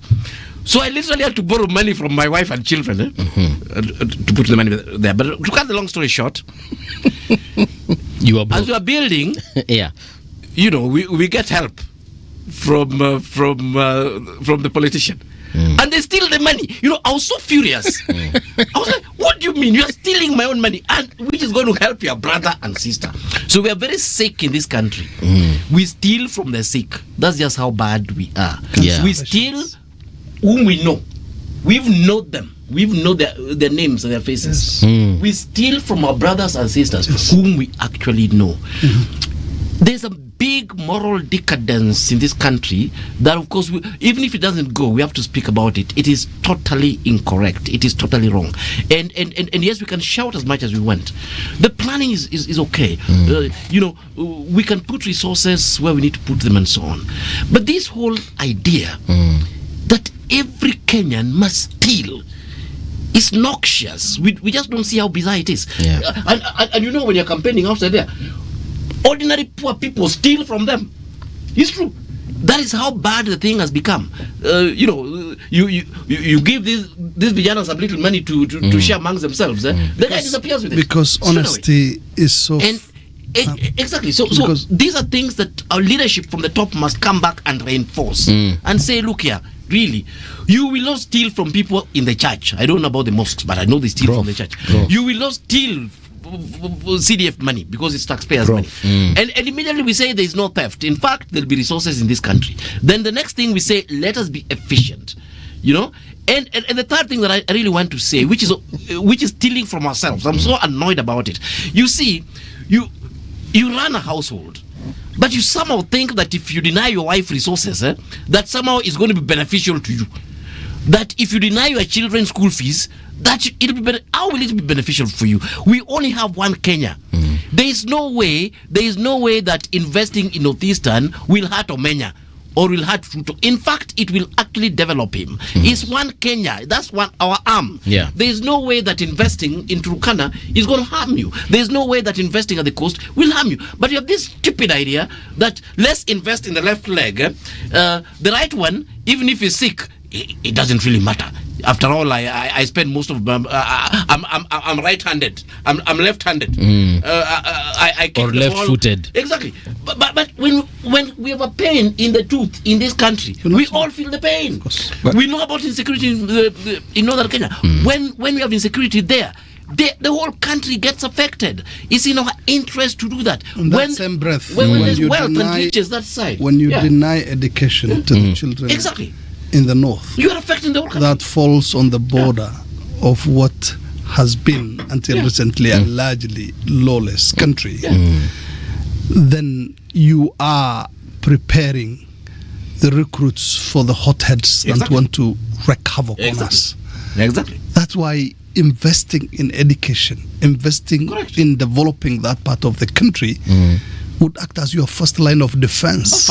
Exactly.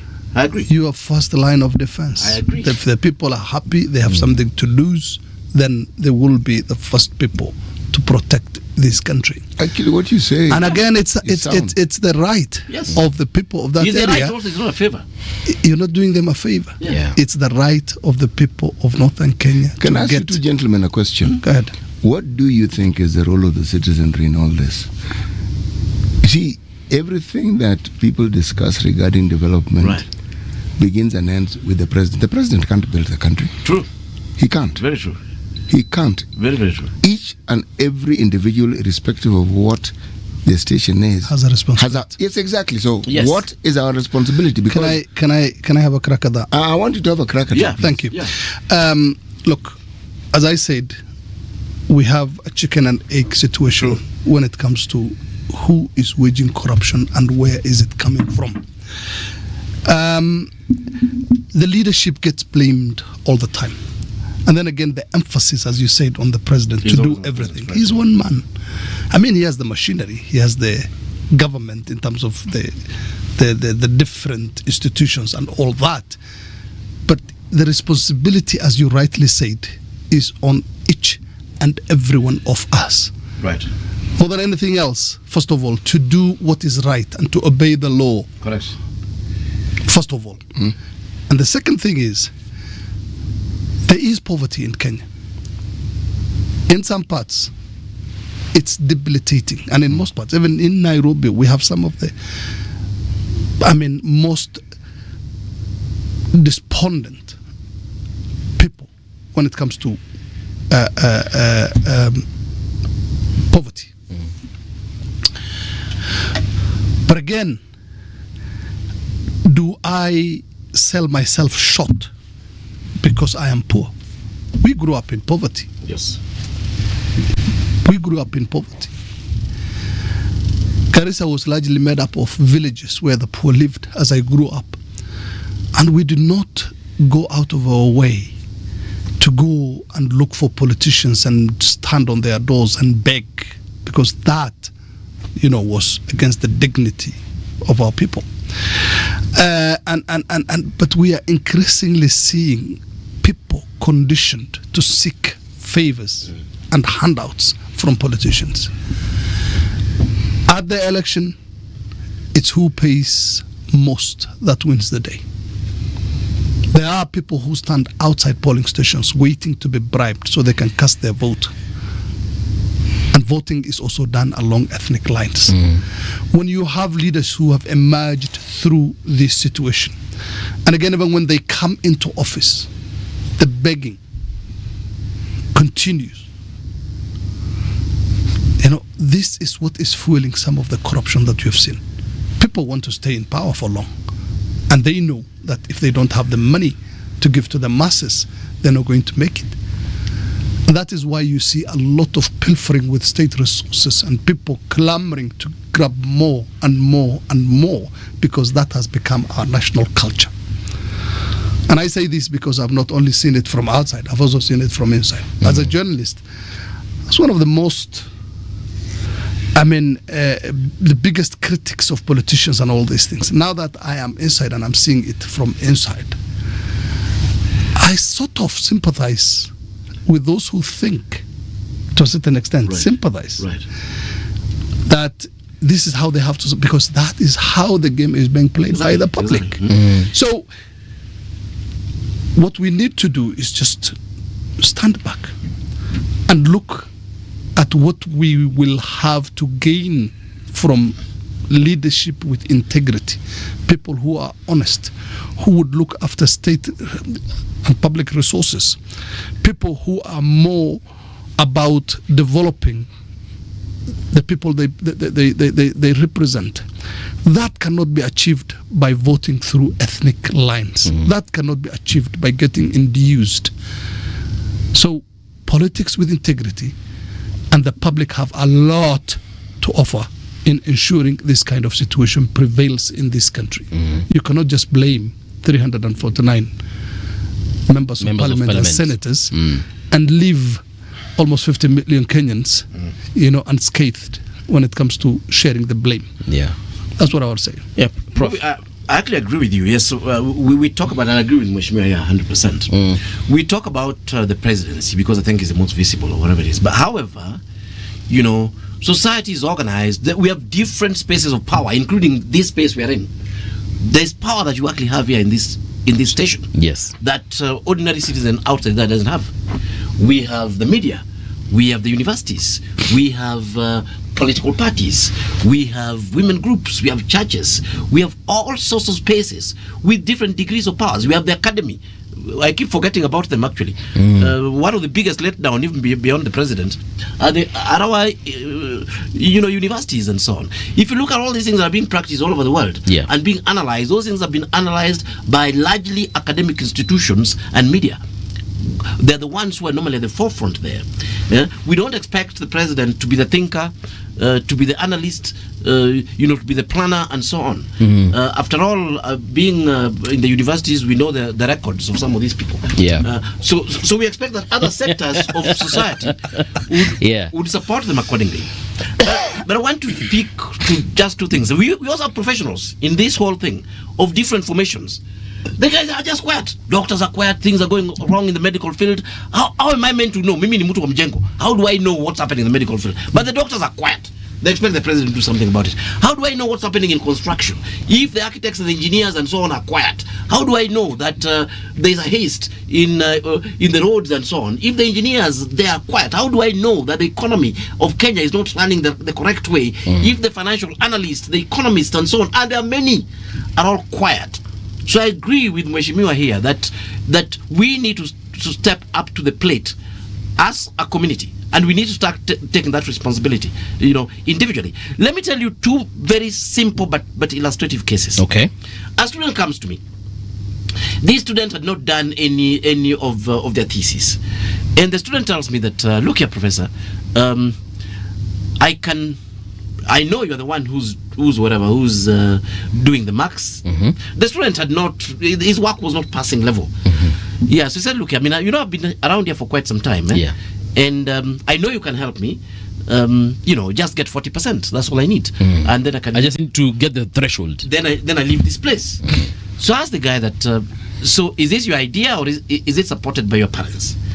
So he said, no, of course, but my dad knows about it, and I told him that I was going to talk to you. And yes, and the truth of the matter was that, yes, I'm the one with the marks. I talked to this young man. So I told him, look, the reason you didn't get a passing threshold is very simple. For me, the learning had not really happened where we could actually say that you are reaching a passing grade. Number two, how would learning hurt you?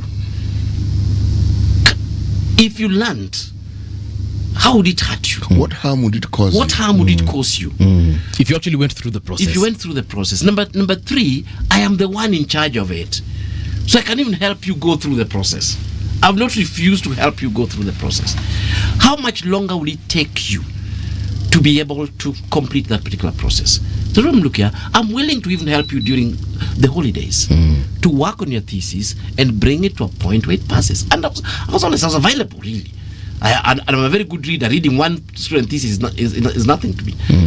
And I was able to convince the student to go through the process. But it tells you the Kenyan mentality that yes, huyo menya tukimpatia kitu kidogo, I'll pass. But you can imagine what it does to this student. That is when you sow the seeds of theft and dishonesty, and it stays with this person forever. This person will become a peers, this person, but they know that they're actually stolen. I had another case where one of my relatives decided to go and register their son, who was in an academy here. He was registered in the village.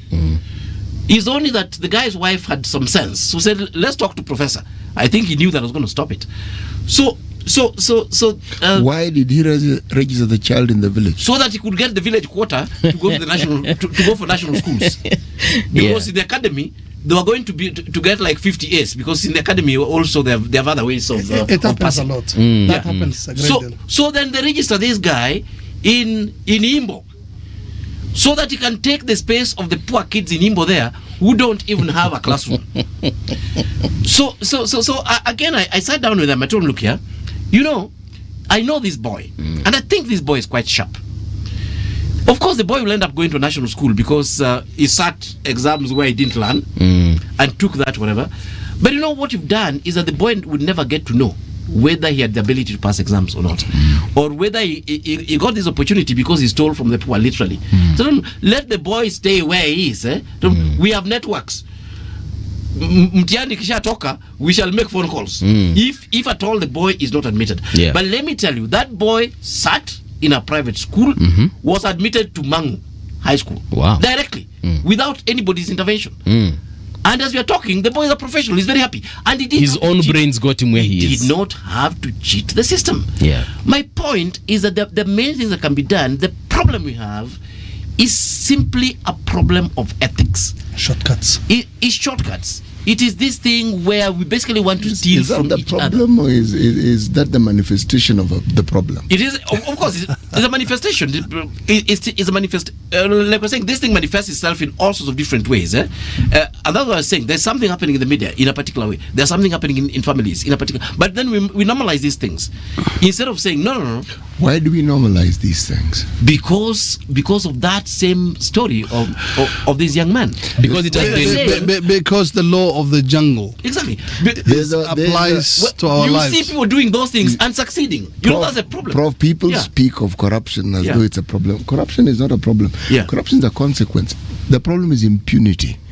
When you know full well that nothing will happen, you are then encouraged. Laws are not created because people are good.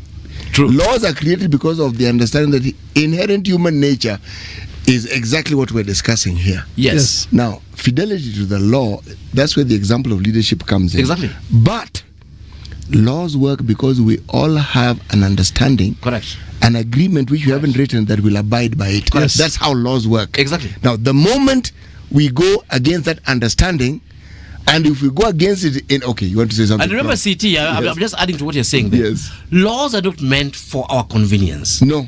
A lot of the things that we do are not really convenient for us. No. But they're the right things to do. And it doesn't matter whether it is in the church, whether it is in the family, whether it is a lot of things we do are things that ordinarily we not really want to do, but they're the right things to do, whether the moral codes and all those sort of things. Today, let me give you this example, City. Today I knew I was coming at 7. I needed to be here just a little bit earlier than 7. Today my son was going for a rites of passage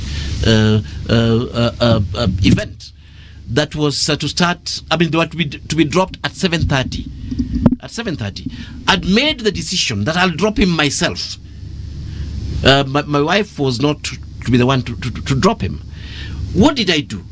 I called the guys organizing this thing. I talked to the boy and I asked them, "Can I drop this boy between 6 and 6:30?" I mean, but that's 1 hour earlier. And I said, no, you know, there's a place I must be at 7 daily. And the guy in charge of it said, "Oh, no problem, it's a bit early, but I'll try to come." At that point, I woke up this young man at 5 o'clock today. In fact, I went to make breakfast to encourage him. So 5 o'clock I wake up, I get this young man to eat, I drop him around 6:15. I drop the guy 1.5 hours earlier. You know, so I could be here by 7. Was it convenient for me? No. It wasn't convenient for me. But on the other hand, that was the correct thing to do in that situation, Prof. But this is what we do. We are, impunity is just what you're saying. Where I can stay on traffic for 5 minutes and get to where I'm going instead of overlapping. Blocking people and so on is impunity. I agree with you. We're taking a short break, gentlemen. Then when we return, of course, we still talk on the issue of this inconvenience that we call the law and why corruption is what gets rid of that inconvenience. And then, of course, Mheshimiwa just pointed something to us in regards to we allow losing 3 billion shillings daily, as opposed to what President Uhuru told us. From 2 billion. 2 billion. Correct. Right. So let's talk about that and much more. Don't go too far. We'll be right back. Radio generation, the sound is fine. Pump it up, turn it high all the time. Let the music move you, let's sway. Radio G's got your jam all day. Radio Generation, the home of urban soul.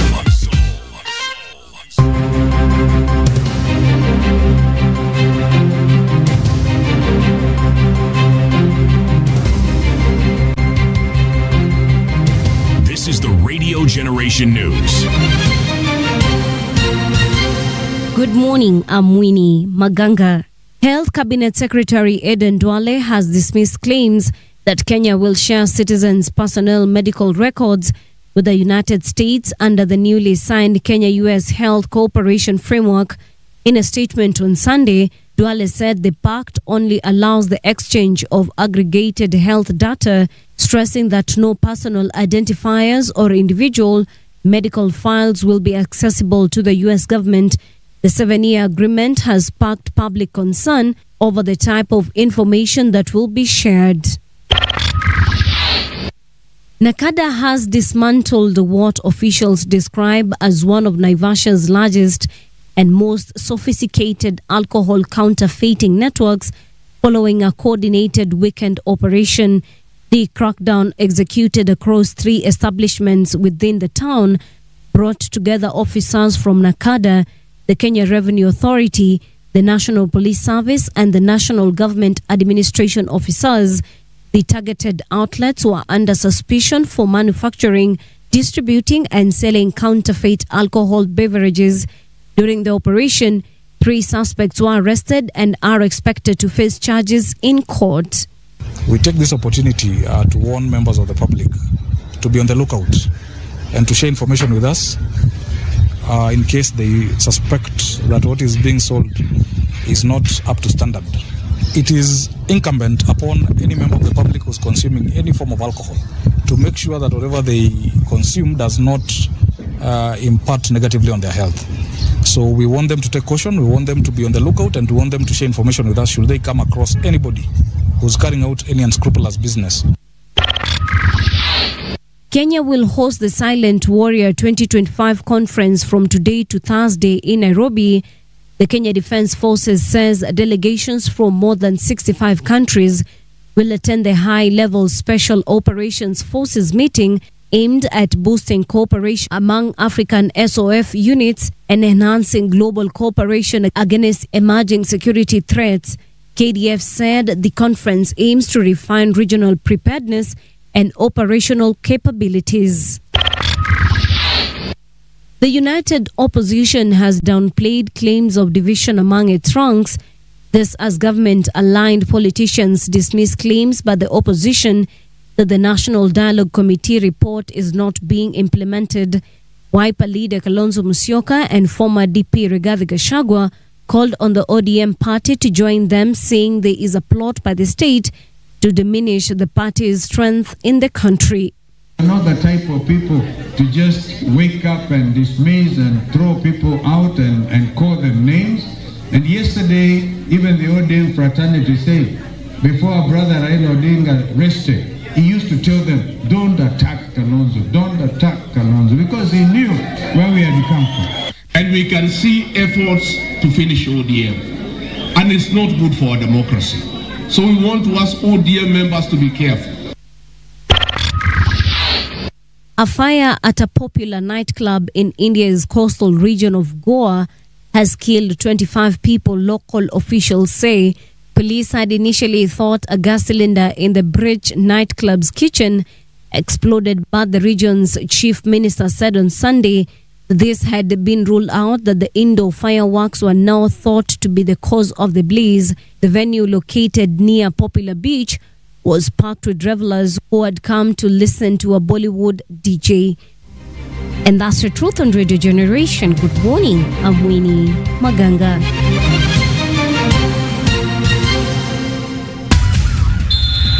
Sports on Radio Generation. Good morning, I'm Samuel Otieno. Julius Masaba struck in the first half to hand AFC Leopards a rare victory over Gor Mahia, their first Mashemeji derby win since June 2023. The winger reacted quickest in the 28th minute, capitalizing on a spill by Gor Mahia goalkeeper Bino Mondi to slot the ball into an open net. Ogalo stepped up the intensity after the break, dominating long stretches of play but had wasteful finishes. Their best opportunity came in stoppage time, but Sharif Musa blasted his volley over the bar, giving Ingwe the win. A tearful Lando Norris won his first Formula One Drivers' Championship by securing the third place he needed in the season-ending Abu Dhabi Grand Prix. The 26-year-old took the title by 2 points from Red Bull's Max Verstappen, who won the race to take his 8th victory of the year, one more than the Briton and his McLaren teammate Oscar Piastri. McLaren were always in control of a race packed with tension, even though Verstappen was on course for victory from the first lap. Norris becomes the 11th British F1 world champion at the end of his 7th season in F1. And that's your sport update on Radio Generation. Good morning, I'm Samuel Otieno. Sports on Radio Generation. The views and opinions expressed on this program are those of the guests and do not necessarily reflect the views of Radio Generation. Radio Generation assumes no responsibility or liability for the interviewee's views. This is Radio Generation. In the beginning, there was morning radio. But now there is Radio Generation's The People's Breakfast. Curious and bold, getting facts from the shadows. That's what it is. Now, as the city wakes and secrets stir, a bright new voice shines. The People's Breakfast. Your morning, your voice, your journey. Good morning. Good morning, my neighbor. Welcome to the home of hard truths and bold insights, Radio Generation. Welcome back. This is Radio Generation. Professor Amenya is very excited about this conversation. But most importantly, we are having a very interesting and important conversation. We are talking about the development versus marginalization and the state of the nation as presented to us by the president a couple of weeks ago. And Mheshimiwa, there's something I wanted to ask you before we get into this whole corruption issue. How did the shifter war of the 1960s play into what is currently happening as far as marginalization is concerned, if at all there's any connection? Well, there's a great connection because when the rest of Kenya was celebrating independence, the people of the north did not. They were very eager to rejoin their brothers in Somalia. Yep. And mainly because they thought that through integration with the country that had been, they had been put under by the British, was not going to be possible.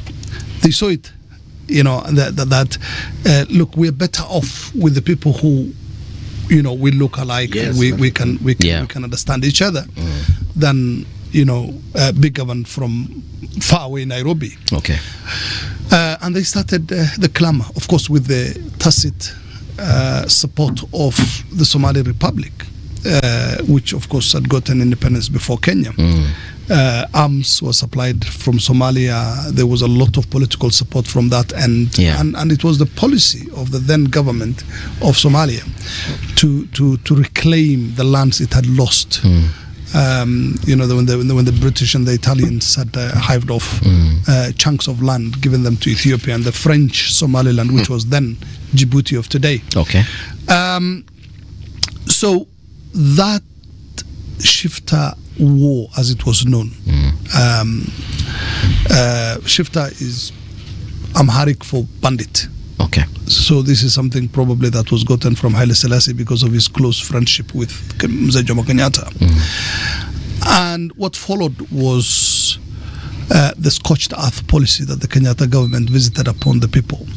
The banning of villages, the villagization of people, Vijiji. They were put in Vijiji, which were, more or less like open-air prisons. Yeah. The killings, the rape, concentration camps. All that, is part of the dark history of that region. Okay. Right. And it informed the policies with which successive governments dealt with that part. Okay. The 3 Mile strip, Tana River, which was in the Constitution, and still is. That northeastern starts 3 miles away from the Tana River. It was one of the things that was put in place to ensure that the river stayed in Kenya in case the north succeeded in seceding as they wanted at that point. And all the other policies, the collective punishment, which saw massacres from Malkamari massacre, Wagala massacre, Garissa massacre, and all the other human rights atrocities that were committed in that part of the country. So yes, there was a propaganda station at VOK at that point, whose only role was to cast doubt in the minds of Kenyans about the people of that region and their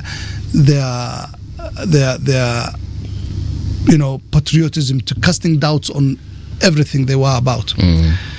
So that had a very lingering effect and continued up until the Kibaki government. Kibaki was a gentleman, I must say. He changed a lot, not just in perception, but also in investment in the region. With Uhuru, it was like 3 steps back, if not more, because he fought the education system, saw the people as people who were an enemy to the state, and through forced disappearances and the killings and maiming of people in the name of security, especially after the Westgate attack. Yeah. But we're seeing a much different reality today, I must say. Okay. And this is why many people in the northeastern region today feel better with the leadership of President Ruto. All right. I'm getting to know a lot, Professor. Yes. I'm learning a lot. Some things I didn't know, some of them quite disturbing. Right. Like what, for instance, Paul? Again, I will go back to the first hour we were having a conversation with Mwesh, and he was talking about the fact that for a very long time, up until the Kenya Kwanza government took over, about 2% of the population in his constituency were the only ones connected to power. I am shocked that in 2022, because that's when KK government took over after being sworn in, that's the situation. Yet I have had power in two of my ushagos, because my mom comes from Machakos and my dad comes from Kitui. We've had power for a very long time. Yeah, but so I was asking, how comes? But if you look at that historical context, which you have to understand,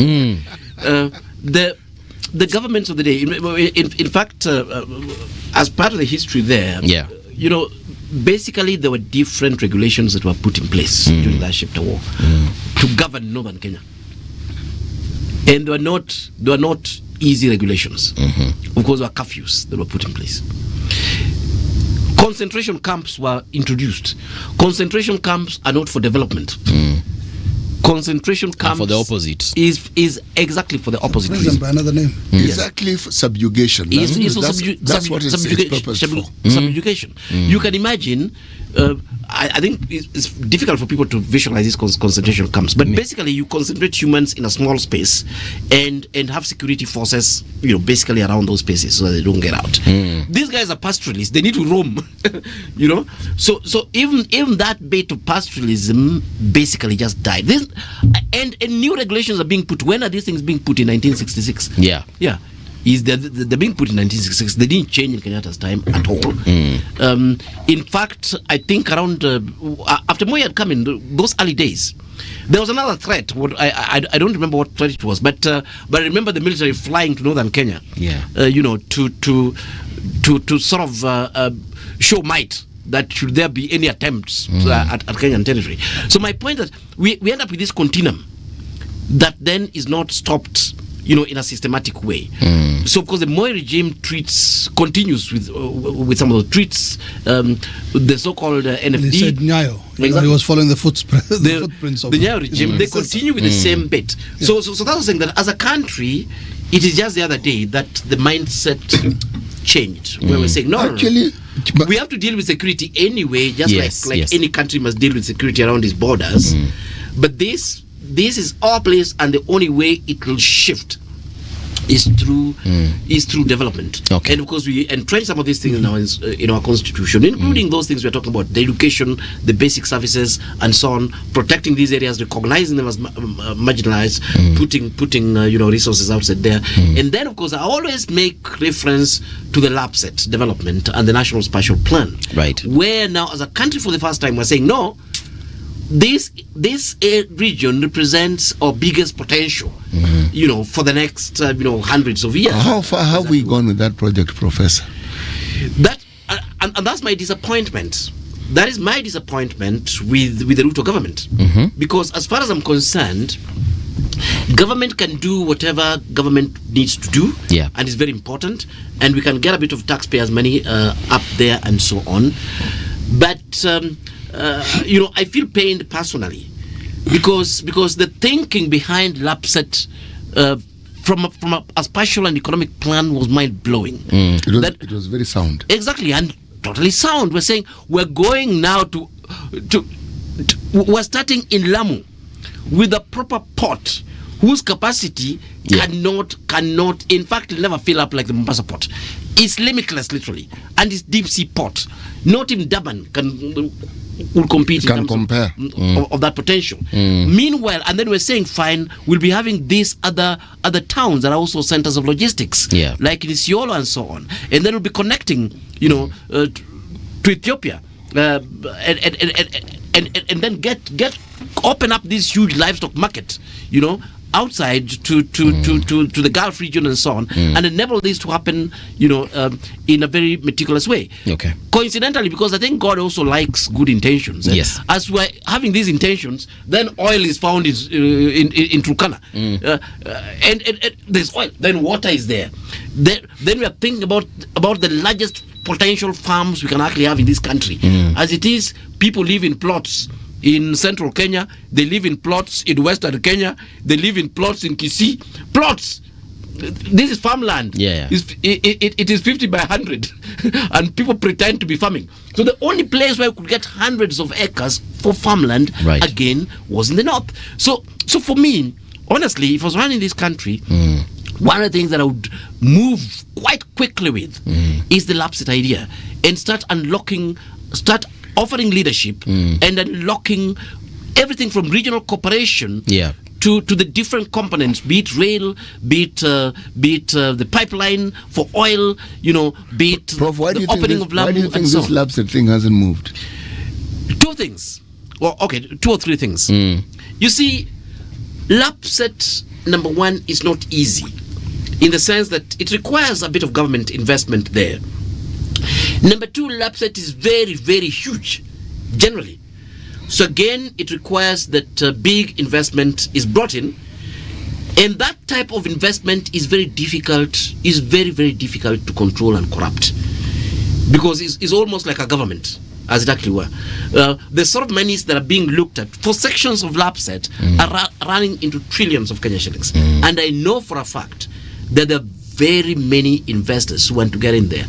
But the truth of the matter is that the scale of it is very difficult for your average politician or even the leadership of the country, Professor, to sort of corrupt it. So in a way, it's difficult. It's a difficult job, but it's doable. Meaning, if it was corruptible, then it would move. Yes and no.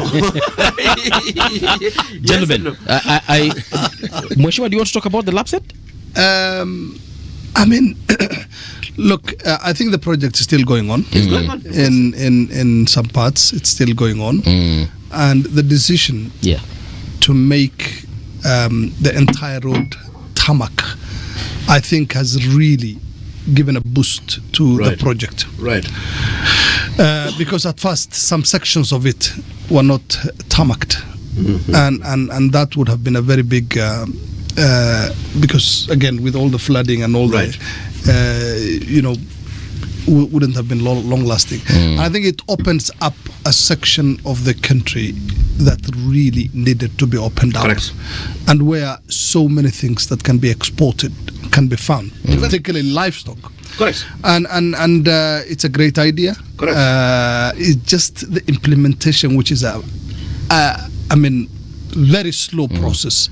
If only they could hasten the pace with which the project is being done, then we will have realized the dividends, the economic dividends, far too early. And we have to make noises about it because this, we have the huge potential with northern Uganda, with DR Congo, which really, hosts a whole lot of resources here.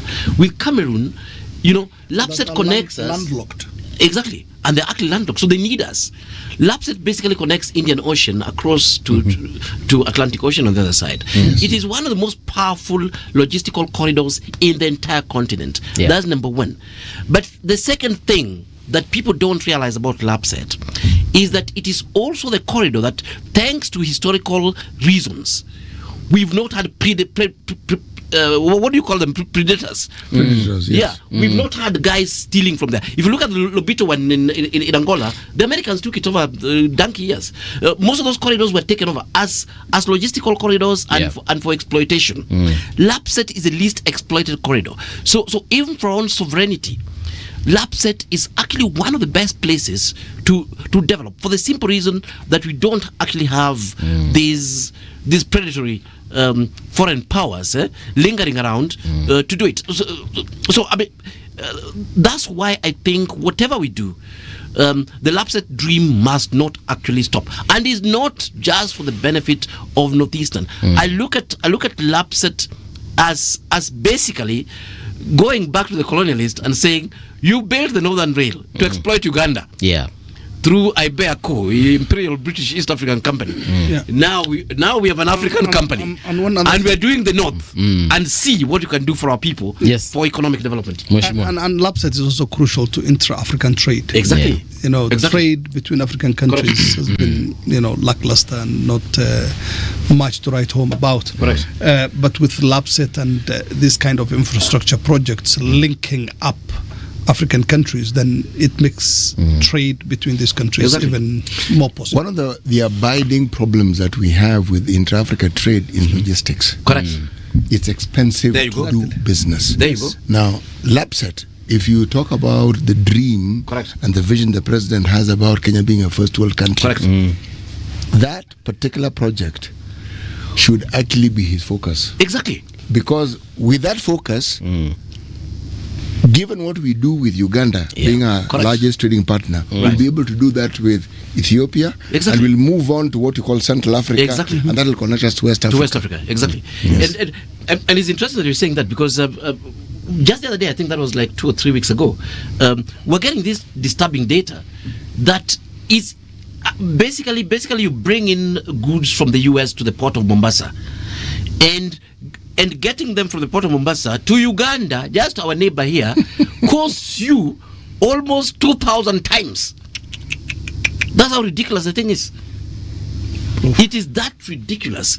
That is cheaper to actually, logistically, it's cheaper to bring goods from the US to the port of Mombasa than get it from the port of Mombasa to Kampala. Yeah. And not by 10%, 20%. It's by those ridiculous percentages. There's a question. These countries are a logistical nightmare. And Kenya is the best, by the way. We haven't gone to DR Congo here and Central African Republic and so on. My friend, even getting milk from your neighbor. There's a question here by Eric Odhiambo, and this one is to Mheshimiwa. So Eric Odhiambo anasema hivi, but why is Mheshimiwa conveniently avoiding talking of insecurity issues in the NFD, and why those from that region choose to invest in other parts of the country and not their own region? How would you respond to that? 2 questions in one. I am not avoiding talking about insecurity in Northeastern. Yeah. I am not. True. And again, the North is much more safer today than it's ever been. Insecurity is at its lowest. That is very true. And crime rates, are some of the lowest in Kenya. That said, however, there's always the possibility of incursions from that other side. True. And our military is doing a fantastic job. Our public are working with the police, and I mean, insecurity can happen anywhere. It can happen in Turkana. It can happen on any border area. The same way it can happen in Northeastern. Yeah. But there isn't much insecurity, and this is one of the stereotypes. Kenyans like banding around that there is insecurity and all that in the area. And yes, Northeastern is not synonymous with insecurity. Correct. Yes. There's much more happening there. And when it comes to crime rates, it has some of the lowest crime rate in the country. Mheshimiwa, let me just add to what you're saying. Yes. There is an extremely direct correlation between education and crime. Areas where education has not been proliferated, like in the northern part of Kenya, you'll find most of the people who are considered bandits are not only young, but they have not gone to school. Right. Instead of going to school, they are bandits. The moment someone has education and they can see the progression of it and where it would take you to. Yes. Remember, banditry is a business. You need to understand this. Right. Okay? It is something that they do as a part of earning a livelihood. Correct. Okay? Now, the moment somebody has a mind that has been opened, then possibilities that you couldn't see before that education now become possible. So you start thinking of other things to do, which are far less precarious. That correlation is the same. We talk of unemployment among youth. Why is it that you find that there's an upsurge of gangs within the country? Old men don't form gangs, they form cartels. Young men are the ones who form gangs. Okay, you could call those cartels gangs. And why? What do they have to occupy them? When they do not have something gainful, then you have the problem. These are not things that are difficult to see or understand. And let me just add this to Mheshimiwa. I've done quite a bit of work in the north, actually. And I think, again, we must disabuse ourselves of this nonsense that there's no... that's nonsense. Despite all this insecurity thing we're talking about, I mean, you go to Wajir, you go to Mandela, they're thriving. People are building supermarkets, people are investing in hospitals and so on. People are actually investing in those areas. But to flip it, and that's partly why we must interrogate this rigorously. I've seen quite a bit of business expansion, not just in Nairobi. I come from Bondo, but in Bondo the supermarkets there largely are by people from the north. I've seen that in Mombasa. I've seen that in Western Kenya. But if we flip it, we say this is one country. So who says that Luos must only invest in Nyanza and Kikuyus must invest in Central? and Giriamas must invest in the coast. Let's flip this thing the other way around. That let us learn from the Somali community that they go to these places that your ordinary Kenyan has been told are tribal places where nobody else can invest. And they work with those communities. They don't just invest there. Prof, our members of parliament are from the Somali community, and we have no problem with it. If I can just play the devil's advocate there, why then the saying charity begins at home? And now this one I'll direct to Mheshimiwa because I haven't gotten his answer. Yes. And I'll be very careful to ask that question again because I've not been to the northern region like both of you. Actually, three of you. Is it true that perhaps what Eric is saying in terms of the development in the area that the locals... No, this is the issue of shifting goalposts. It is on one hand, we are told we are not integrating. Yes. And then when we go to the depths of this country to invest and employ Kenyans... What are you doing here? We are told, why are you investing here? Why don't you go? It's not that we have abandoned Northeastern and we are not investing there. Northeastern towns and settlements are growing exponentially. There is massive investment there. You will see supermarkets that you would never think about. You will see hospitals, schools, you will see homes, estates, exactly, all the way to Mandera, the farthest end. We are investing in our region. Let me tell you. But then any surplus, because these are people who have, against all odds, very resilient, come up very resilient, business-like, very entrepreneurial, and then there's also the trust within the community where if today I want somebody to loan me 10 million shillings, it would take me a couple of hours to find that individual. Two people, or maybe one of my friends would easily loan me the 10 million. 10M. Exactly. So raising capital within the Somali community is so easy. I want your friends. That's why. And that's why it's so easy. Yeah. But again, it doesn't mean that we have abandoned our area. It's, completely desolate, and now we are investing in other places. No. Let me tell this is going hand in hand. Let me tell you. And this you can fact check. I come from Sia, from Jacom's place. Yeah. We are struggling to build the governor's office on our 13th year of devolution. Why are you struggling? We have no idea how to do it. You guys don't get allocation like other counties? No. The allocation, we use it for funerals and other more important things. But so here I am. Yeah. I go to Mandela to do some work there, and these guys are built literally. They built not governors' offices, but every single department had these offices. So I'm quite happy with myself. Okay. I continue going back there. As we're talking, Mandela has literally built a new city. As we're talking, yes, new city with highways. Whatever they had at devolution, forests around, and forests, whatever they had, governors' offices, department offices, and so on, are still there. Then they moved and established a new city, not a governor's office, complete with TVET institutions, 5-star hotels, forests in there, governors, whatever, county assemblies, and so on. I don't know whether there's anywhere like that in this country. So some of these guys, they're also marginalizing their minds. The mere fact that they don't know does not mean that things don't exist. Yeah.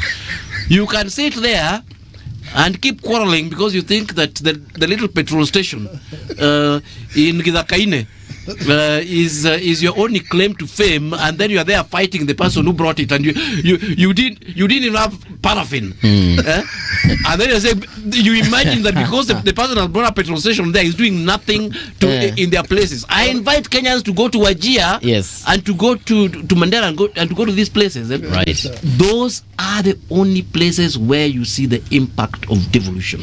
There's a question again, and now this one will take us to a different conversation about corruption. Adrian Terry is saying, if leaders can't make this uncorruptible, what City here was saying, why the hell is Kenya government doing anything regards such projects?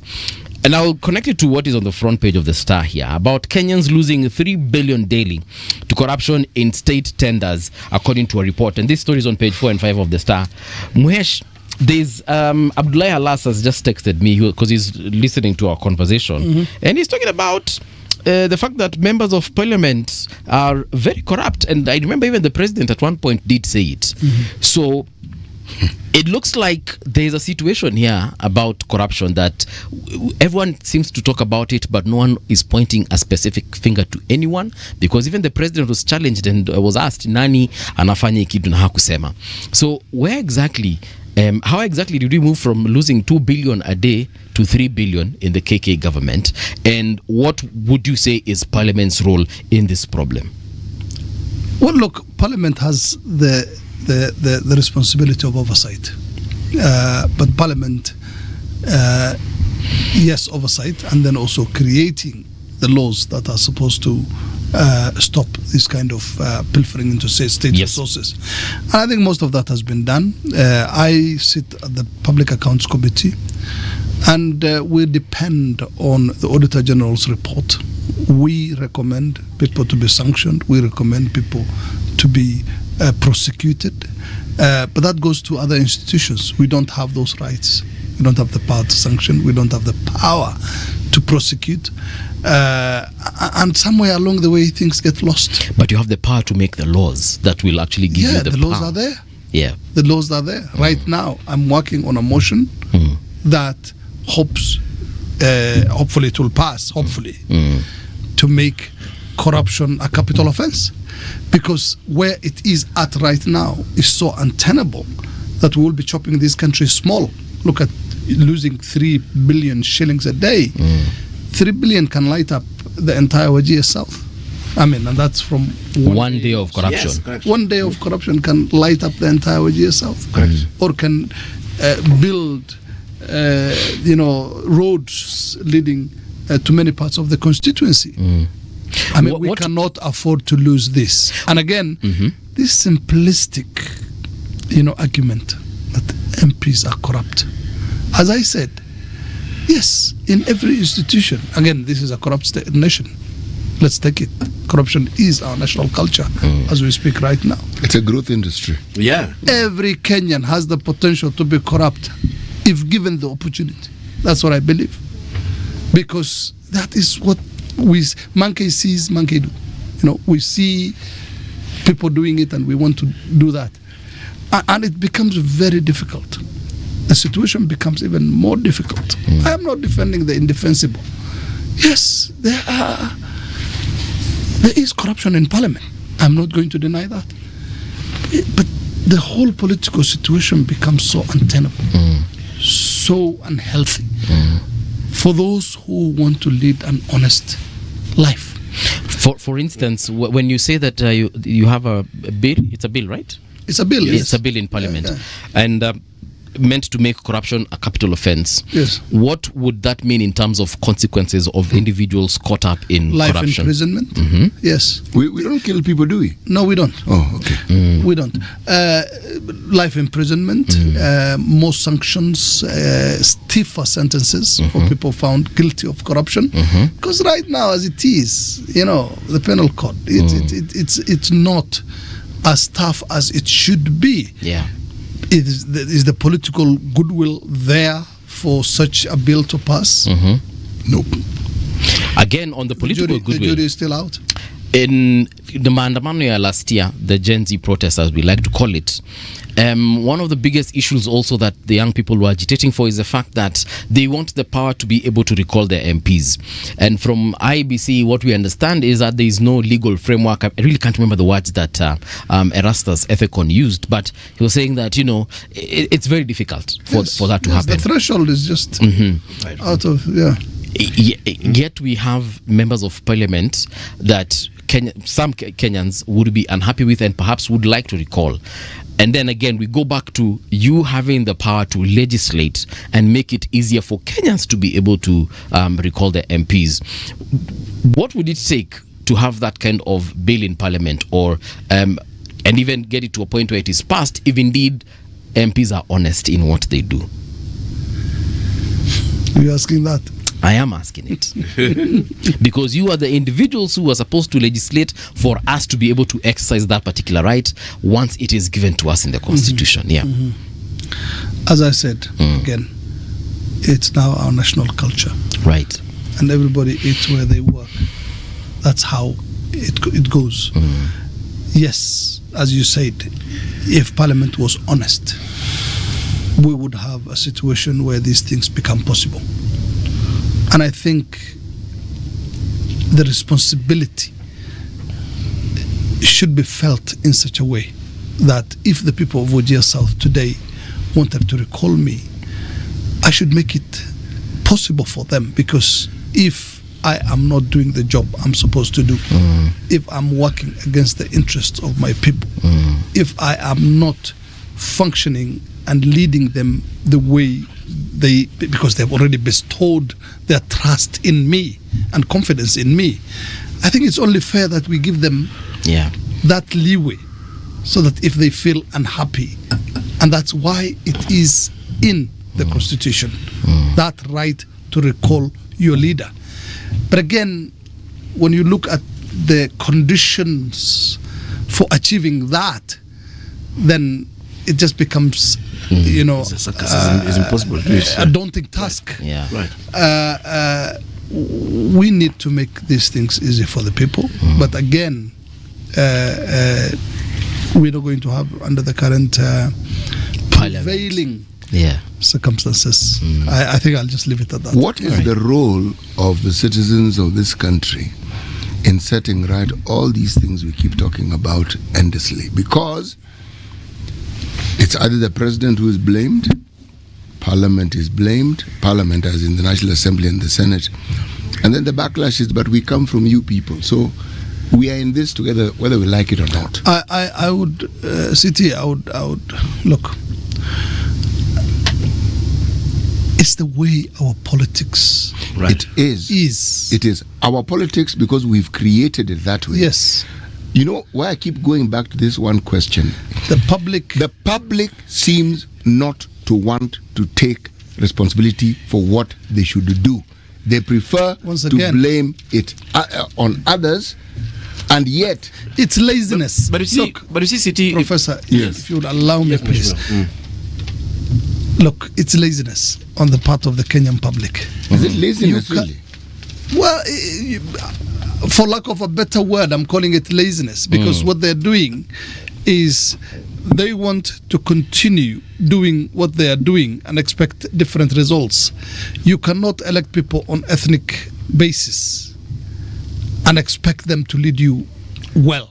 Ethnic basis at what level? Because when at every level. Because right now, when we're talking about the arithmetics for getting the presidency, we're talking about regions and we're talking about tribes. You see, you're talking and no, I'm also talking about at every level, because even in Parliament, those who get elected are elected along ethnic lines, or through inducement. But brother, an MCA from my region, he has to be from. He's my cousin. No. Yes. Yeah, Citi, one of the things. There's something you're trying to say here, and I think I haven't understood it.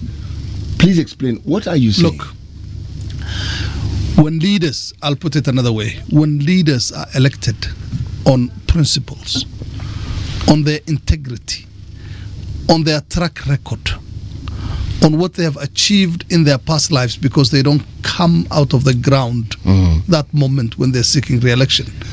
There are people who have definitely must have had a past. If you do not use integrity as the gauge in which you're measuring leadership, if you just elect every Tom, Dick and Harry who gives you unga, then you're not going to get the leadership you deserve, and you're not going to get what you need, and you're not going to reach your objective, of being led better. The public, I reserve the biggest blame for the public. I reserve the biggest blame for the public, because these leaders did not emerge out of thin air. They were elected by people. They have a responsibility. Let me just say, we can blame the public, but on the other hand, we need to look at the nature of our society. I think in Kenya, generally, we can talk about elite institutions and elite detachments, if I can call it that way. People, yes, understand that some of them have a role in government, but people really don't think they can do anything about government. People think, at some point I ask people that, do you think if the government today decided to do with the University of Nairobi, do you think people from Kibra will come and demonstrate against it? They won't, because we actually we created, in fact we inherited colonial institutions that were never really people's institutions. In fact, you never see people in those institutions. I've worked and studied in different parts of the world. Communities do their things inside government institutions like universities. That's where the communities meet and so on, and they understand what's happening there. Communities understand what's happening in government. Community understand. People normally ask me, Omenya, why are you so bothered about how government is spending his money? I'm like, no, it is my money. And you can imagine, I'm so well educated, and the people asking are actually professors and so on. There is this distanciation, there is this disconnection, there is this discombobulment between the people. Is that really is that word English? Combobulment. Whatever it is, I was looking for a big term to use. But you see, you wanted a superlative. But people are so disconnected from the institutions that. Can you spell it so we can see whether we can add it into the dictionary? You know, and I'll give you very basic examples. You know, before, Kenyans were just happy that police were not harassing them. They never even bothered what exactly are the police to do for them. You know, you are happy that your child was admitted to a school. You are not really bothered what you're entitled to in that regard. Now we're talking about these things like that. People don't realize that it is actually their money. It is. You tell a poor person in the village that actually the 3 billion that we're talking about here is daily. You know, they say, Omenya and Mheshimiwa, they just talk big things. What does this have to do with me? So there's this disconnection. Prof, they actually and we need to bring. They actually understand it is their money. It's not that they don't. No. But there's lack of immediacy. In fact, that's why I'm talking about the disconnection. You see, if somebody steals from me directly, if somebody gets my wallet, I react immediately because I know that no, this is my wallet and I'm entitled to it. But if somebody steals 3 billion, you try to get people outside there to say, okay, fine, guys, our money is being stolen. Like I would rather ask a question. Do our people understand what it means to delegate power? So now we need that reconnection. That's what I was getting to. That the ordinary person in the village education. Exactly. We need that civic education. So people, so that we bring back immediacy again. So that when money disappears in government, I can't sleep as Omenya, as a citizen. I can't sleep because our money has vanished. But then you see, here we just come and chat. Oh, is money in Nairobi? The very senior politicians in this country were saying government is a big animal. It is too much. These are people talking about looting, but nobody would dare tell them, why are you planning to steal my money? Because of that disconnection. When you're talking about, we're talking about 3 billion. 3 billion is 40% of our annual revenue. And if you add the waste, we have enough money to sort out our debts and do these different things and start doing development. But I'm telling you, even down in the village, I was sitting in a board. These guys come in, they tell me they've done a classroom for 6 million Kenya shillings. One classroom. Aye. And there are people there who had never questioned it. And I told the guys, look here, you tell me. They said, no, these are very special classrooms, the tiles. I told them, look here.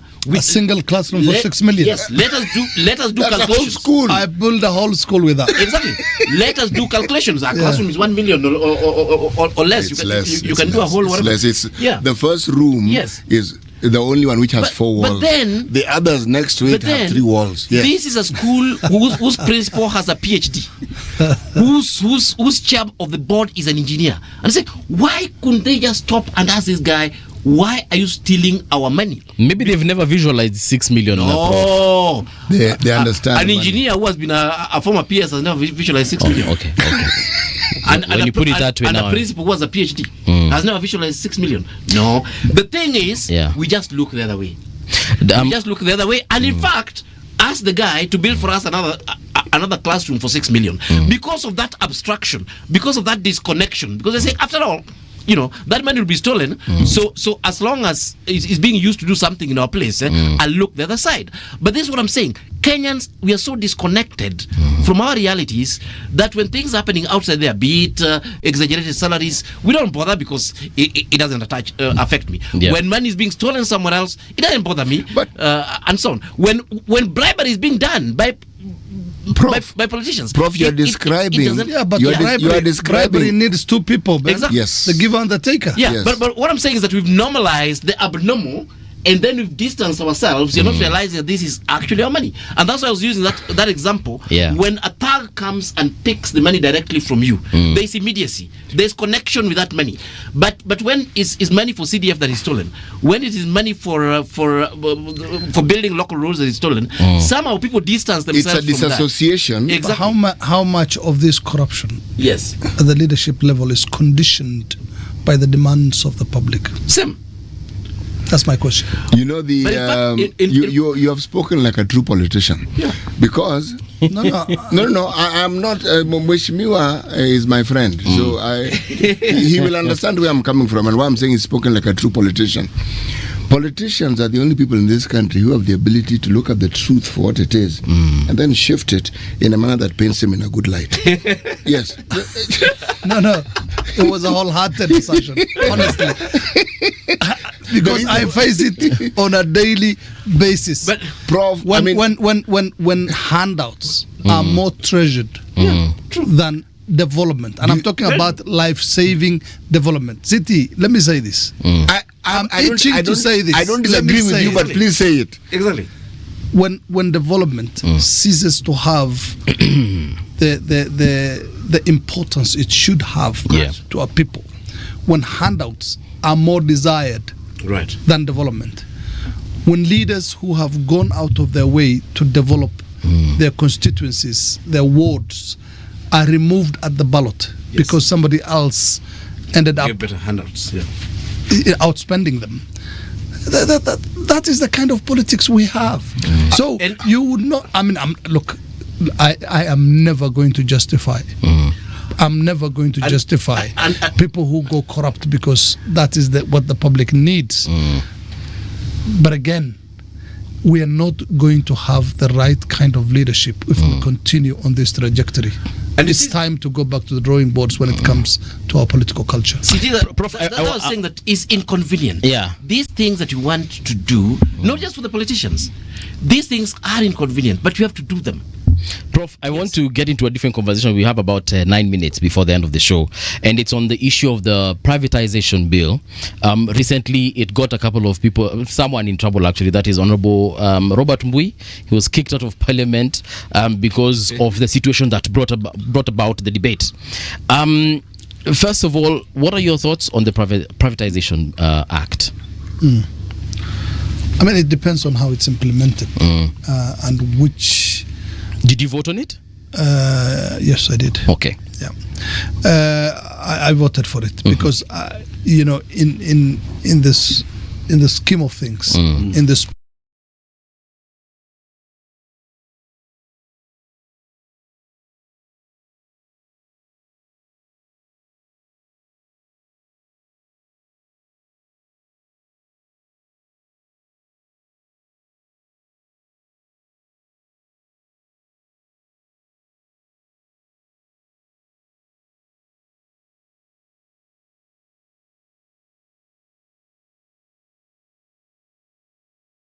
And for us to increase and expand our economy, it's good, but again, it's the implementation and what you do with the runaway corruption in this country. That is my fear. Mheshimiwa, this living long is a good thing. I remember when there was a process brought about by these Bretton Woods institutions called structural adjustment programs. SIPs. Among the things that they brought to bear on the government and the Moi government was something similar. There was no privatization bill, but it was like disinvestment. Yes. That's when the floodgates were opened. Railway houses were either sold or given or whatever. Poster houses, government. We had institutions that had been run by ICDs like Africa Tours and Hotels, so many things that had been the bedrock of this economy and which worked suddenly went to the dogs. I lived through it. I was old enough to understand it. Posta, telecom. Yeah, precisely. They also, and then come to Agricultural Finance Corporation. It started affecting things like agricultural ADC. It started affecting things like Kenya Industrial Estates. I mean, the ripple effect took us back. It didn't take us forward. Yes. So, from that experience, when I hear that somebody is looking for a legal way of selling public property, I'm asking a simple question. Wait a moment. Is there another way we can raise money without selling these things? Exactly. Yeah. With the risk of oversimplifying it, a lot of us come from the villages. We're all villagers, essentially. You get concerned when this man, every time he needs money, he sells the cow, he sells the bull, he chops off a piece of land and sells it. He sells the very core assets that defines that family. And to me, these are the fundamentals, really. And I agree with you 100% on this CT. And that's partly why I believe that there's a lot of lack of imagination. Really, there's a lot of lack of imagination in this parliament and even with the government. But I don't think it's lack of imagination. I think it's either criminal negligence or just theft and looting of public resources. You remember when it comes to this privatization thing, at some point in Uhuru's time, you remember there was a proposal of getting one of our worst performing, it's not even a parastatal, it's a private organization called Kenya Airways, to run Kenya Airports Authority, which was one of the best performing, government entities. It was that stupid, and we tolerated it. The fact that we even tolerated and fathomed that, and we've seen even with this government the best performing assets that we actually have. You can argue how much we've been arguing with friends, how much dividends the government getting and whatever it is. But if you look at the Safaricom issue, for example, communication is strategic. Safaricom holds so much strategic information for this country. It holds our data. It's listed. That's exactly. And yes, listen. Now you can imagine when you seed your state as a nation to such a strategic investment. And the question that we're asking is that, yes, it is okay to be very foolish, but at least ask, are there other fools like you?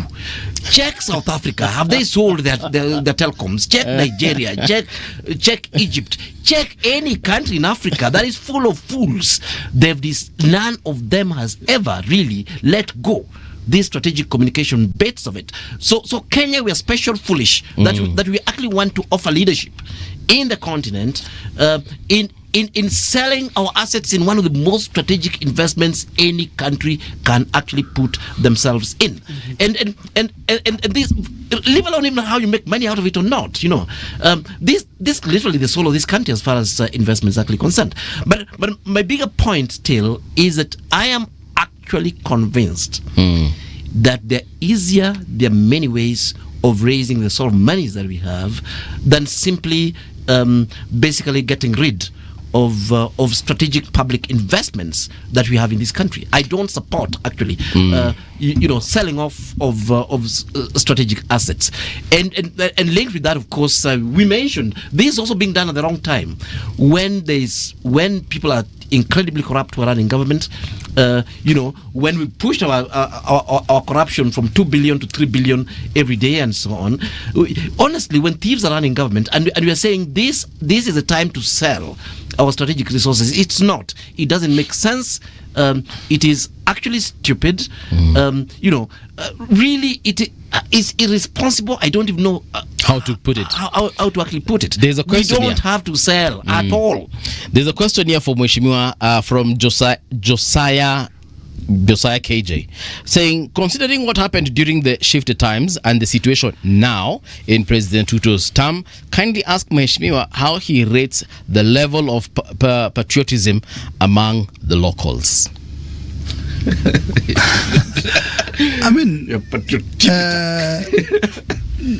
residents of Northeastern or Kenyan Somalis, as they are called. Actually, that hyphenated identity doesn't augur well with me. We are Kenyans at the end of the day. Kenyans in Northeastern are patriotic Kenyans. And you can tell by how they are the first line of defense for this country. They're the ones who are working with security forces and all security organs to ensure that this country is safe. And over the years, they have occupied a special place in this country, and we are as patriotic as every other patriotic Kenyan. And we've been even at the thick of all the problems that have been visited upon us, the massacres and all that.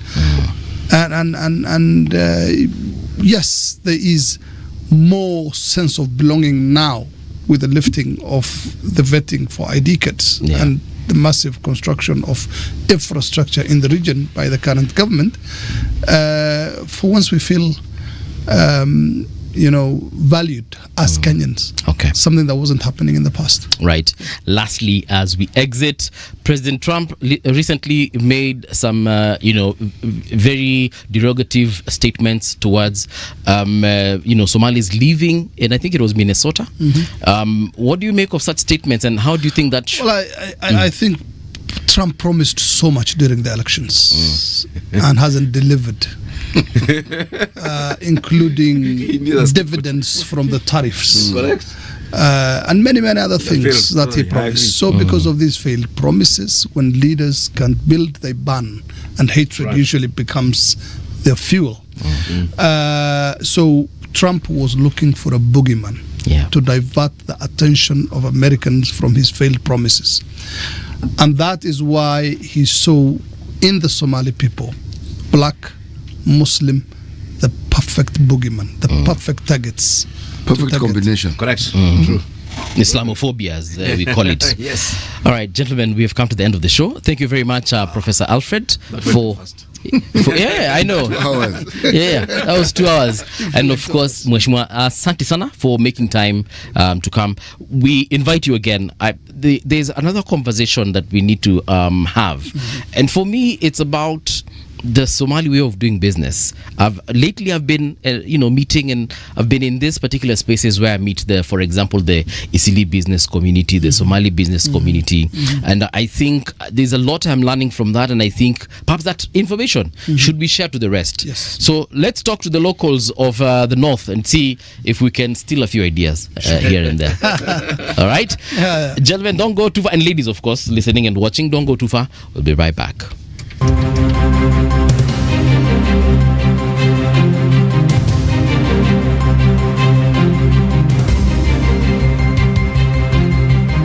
This is the Radio Generation News. Good morning, I'm Winnie Maganga. Detectives have arrested 26 people, including civil servants, chiefs, businessmen, and freelance brokers, of a alleged scheme that illegally facilitated the issuance of critical government documents.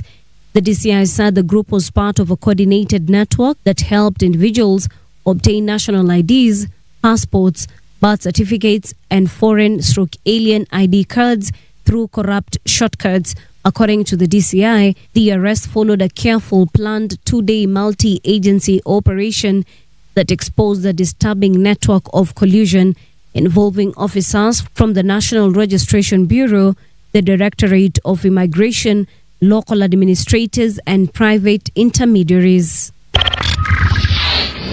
Kenya cannot achieve meaningful development and become a first world nation without first confronting corruption. That's the warning from Wajir South Member of Parliament Mohamed Ado. Speaking on Radio Generation today, Ado said corruption remains the biggest obstacle to Kenya's progress. He cautions that the government's ambitious plans and promised trillions from investment and privatization risk falling into the wrong hands if graft is not decisively addressed. We have the elephant in the room. corruption. Yes. Which is fast becoming our national culture. And unless you deal with corruption, you cannot talk of being a first world country. And again, all those trillions that the president had said he will put aside, again, from different places, investments, selling off, state property and all that. As a taxpayer, first and foremost, as a Kenyan, what surety, what guarantee do I have that money is not going to go into the wrong pockets? So you have to deal with what are the obstacles to us getting the development we need and deserve. 7 people were killed on Sunday morning when a matatu collided head-on with a truck at Miasenyi in Taita Taveta County along the Nairobi-Mombasa highway. The 7, who included the matatu driver, reportedly died on the spot, while others were rushed to Moi Referral Hospital in Voi for treatment. Eyewitnesses said the matatu, operated by Kinatwa Company and heading towards Mombasa, was overtaking other vehicles when it collided with a truck coming from the opposite direction. We received 11 casualties in our hospital. We had 7 fatalities. 4 of them were male and 3 were female, unidentified right now. They're in the morgue. In the ward, in the casualty, we have 7 referrals to Mombasa. We are referring them. Patients are stable currently. Some patients had multiple fractures. We stabilized the fractures and referred them to Mombasa respectively. Nigerian authorities have secured the release of 100 kidnapped school children taken by gunmen from a Catholic school last month, a UN source and local media said Sunday, though the fate of 165 students and staff thought to remain in captivity remains unclear. In late November, 315 students and staff were kidnapped from St. Mary's Co-Educational Boarding School in north-central Niger State as the country buckled under a wave of mass abductions reminiscent of the infamous 2014 Boko Haram abduction of schoolgirls in Chibok. Some 50 escaped shortly afterwards, leaving 265 thought to be in captivity.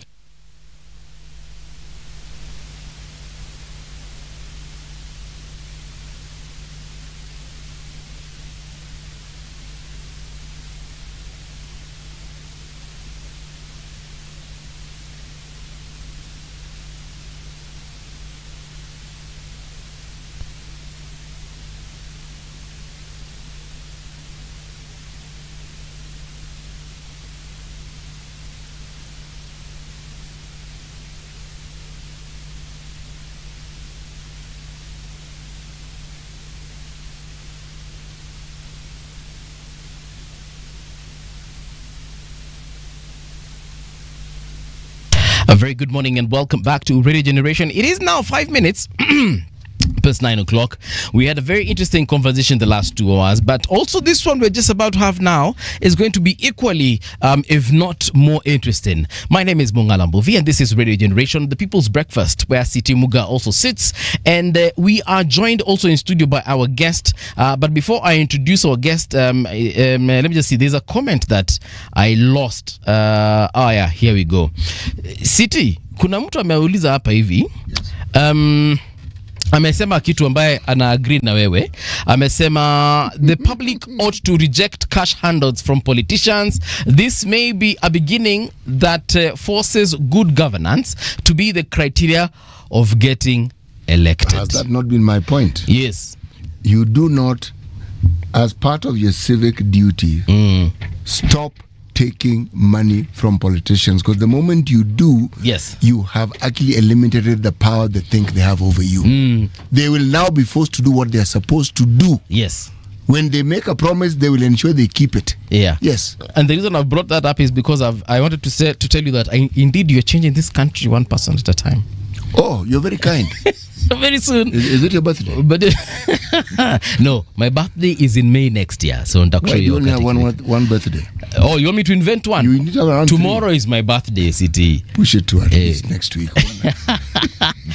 Ladies and gentlemen, in studio we do have the National Chairman, Church and Clergy Association of Kenya. And I'd like to call him a prophet because he said something and it came to pass.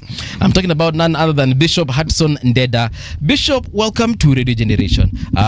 We are glad that you could join us a second time this particular year. Karibu sana. Thank you very much for having me. Yes.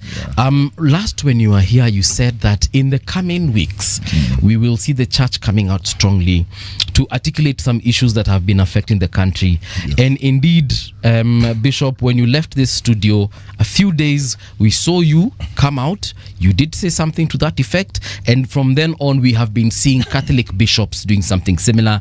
Just last week, we saw NCCK do something similar. Is it something that the church agreed? Did you guys meet somewhere in a WhatsApp group and spoke? Did you go for a conference somewhere and decided that this is the direction the church is taking? Not really. You know, the church is supposed to speak for the voiceless, is supposed to speak for the poor, is supposed to speak for the suffering. So when something that is happening that is affecting the voiceless and the poor, then the church must rise up and speak. And so when I was here and I said you will hear more from the church, it is because I could see so much that the church should speak about, even though we had not spoken. And you know, that time was a mourning period, so we were mourning Baba. Yes. But then I knew people are going to rise up and speak, and I made a pledge here when we were talking that as I go out, you will soon hear from me. And the Nation newspaper, I gave it a very big title that I said, keep up from church. Church tells the state. Yeah, so is that what you said though? Is that what you meant? They interpreted what I said. Actually, it's almost that, because I was saying the state should not interfere with church matters. They should not interfere with pastors and church. They should concentrate on doing what people elected them to do. And I also talked to parliamentarians. In fact, I said, we don't have to blame the president so much. We need to target the members of parliament because they're the ones coming up with bogus bills. These people, I don't know why they were elected. I'm yet to see why this parliament was elected, because since they came in, the kind of bills they come up with, you wonder whether they have suspended their thinking. Or they live in this country, or they don't live in this country. I don't know.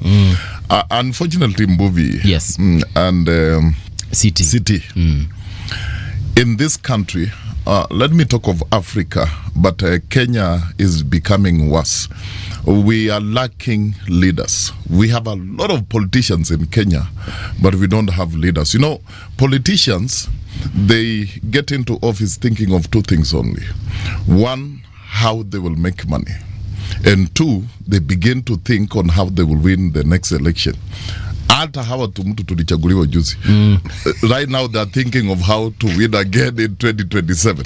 Oh, you're talking about the by-election? The by-elections. Yes. I don't think they have got there to serve. If you talk deep into their heart, they are now thinking on how to maintain that position in 2027, and that becomes their main agenda. So do you expect a service delivery from such a politician? You don't. Leaders think of the people who elected them, and how best to serve them, and how best to improve their lives. Unfortunately, we don't have such in Kenya. I have a question, and this question is in regards to civic education and political education. The church is in a position whereby every single Sunday, and perhaps even in subsequent services and mass, where the church can actually preach to the people and teach them on their rights, civically and politically. I don't know what you make of that. Where I go to church, I'm a Catholic, and it is once in a while it will be said in passing, tumekaribia uchaguzi sababu ya whatever, mujipange na mujue mnachagua nani. But I feel like it only happens during that period. I feel like it should happen as often as it can. Perhaps even the same way we have catechism, for example, we have some catechism, and I'm putting it in quotes, for political education. I don't know what you think about that. Does it happen in your church? Yes, we do. Church leaders do speak, but this country is faced by numerous challenges. For example, elections in Kenya are determined by tribe, and that is what we really need to speak into. And that is what is bringing problems into this country. You see, we have like tribal leaders. If you tell them you are tribal, there are people say this is our hero. The hero in him is talking about his people and defending his people and all that. So there are other challenges. As much as we speak, tribalism is the cancer that is finishing this nation. So most people will think of their people more than thinking of leaders who will take the nation to the next level. But I want to urge the church, I want to urge the leaders and the pastors, the bishop, the apostles, reverends, let us keep on talking. Let us keep on educating the members of the church. We might not tell them exactly vote for so and so, but we should give them the qualities of a leader who is fit to be a leader. How do you identify a leader? But I will repeat, the current crop of leaders we have in parliament, they better find something else to do. They're not leaders. They're not. But is the electorate ready to make this discernment that you've just made? Are they willing to even... Because let's look at what happened even in the by-elections now that you've brought them up. Yes. We had wakati wa maandamano, there was this huge chant of one term and Ruto must go, and whatever it is, and you could feel from where I was seated. For me, I was like, if elections were to be held on that day, first of all, no parliamentarian would come back to parliament. The president would go home. The governors as well are wangenda. But it looks like in the last 1 year things have really changed. What we witnessed at the by-election was nowhere close to what we saw in the Mandamano. Actually, even a few months ago when we had the Sabasaba ones, or when we were remembering the folks like Rex Masai, I thought that time the country had now decided that this is the direction, but I feel like the country hasn't made it. But Paul, where's the connection between a Mandamano and the process of electing a politician into office? This is where the connection is. Number one, they had said, now this is the protesters, yeah? The protesters had said that they want nothing to do with this particular government. Yet in the by-election, we saw a couple of people allied to the government winning positions of parliament and MCAs. So it makes me wonder whether that was just all talk. And we also saw a distinct absence of this particular group of individuals who are referred to as Gen Z participating in this process. Right. That was visible in the electoral processes. Very much visible. Again, my question, the reason I asked the question is simply this. When you talk about the elections in this country, a by-election does not represent what a real election will be. A by-election is a microcosm, a small one. If there's a government in place, the government has all the opportunities to focus its attention on these 2 or 3 areas. A national election is a completely different kettle of fish. However, CT, from past by-elections, they are more or less, do I call it a mirror of what will happen in the subsequent there's a narrative general election? There's a narrative that people forward, and that is what they say. I have not seen the evidence to support that. Okay. But what I will say is, what you've said actually, even in terms of the Gen Z participation in the by-election, was missing. Was it because they hadn't registered as voters? I don't know. But perhaps, Bishop, if you could chime in. Yeah, I will come in. You asked me about the protests we had, was it in last year? Yeah. And this year as well. Yeah, and this year. And people were saying, they will not elect this government, they are against this and that. Mbubi. Yeah. Never take Mandamano serious in this country. Never. Those are sycophants of politicians. Those are people paid up to come on the streets. You know, I pay people to come and speak at Garissa City. So if you take those people serious, you're wasting your time. Okay. So if you peg election results or the kind of protest you see in this country, Kenya is a very exciting country. Very exciting, with very exciting people, with very funny people. And because of poverty, we have enough sycophants. Just for a few shillings, 500 shillings, somebody will make a noise on the street from morning to evening. You get what I'm saying? Yes. So this is not a person you take serious. After he has made the protest and he has gotten the 500, the 1,000, the voting day he will be sleeping. He will be too tired to go and vote because he was busy protesting yesterday. He has no energy left in him to go and line up to vote. And most of them have no votes. They have no votes. They are not voters. And so we just need to pray. Kenyans of reason should just come up and say it is enough. We want to change our country. We want to move our country to the next level. You know, I keep on asking myself, with the kind of constitution we have and the devolution, you know, this country is supposed to move very fast in terms of development. Because now we have semi-governments all over with money and things. Many things have been brought closer to people. But the problem is that my own observation, and I've done my research, I will never treat serious protesters. Yeah, and I will not tell you because of these masses protesting. Yes, the election will be different. The election results will be different. In fact, serious people, they just sit doing the work as you're doing and wait for the day of voting. Those are the people who make a difference. Yeah. Stop pegging election results on those funny people. Yeah.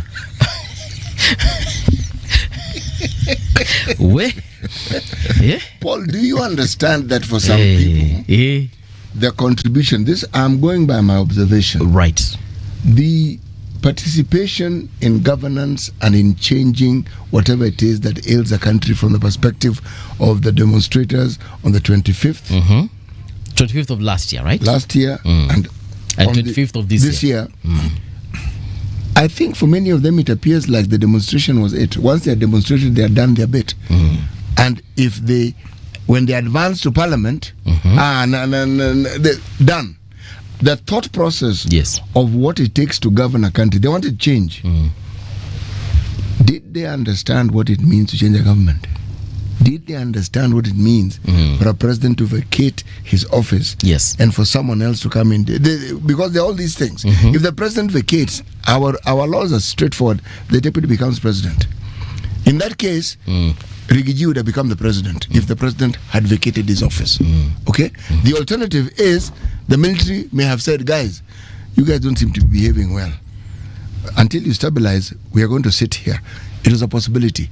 It didn't happen, but it was a possibility. I'm simply saying the consequences of these wonderful demonstrations that they had against something specific that was bothering the entire nation, called the finance bill, it opened the eyes of Kenyans to things that I personally had not even understood about the finance bill.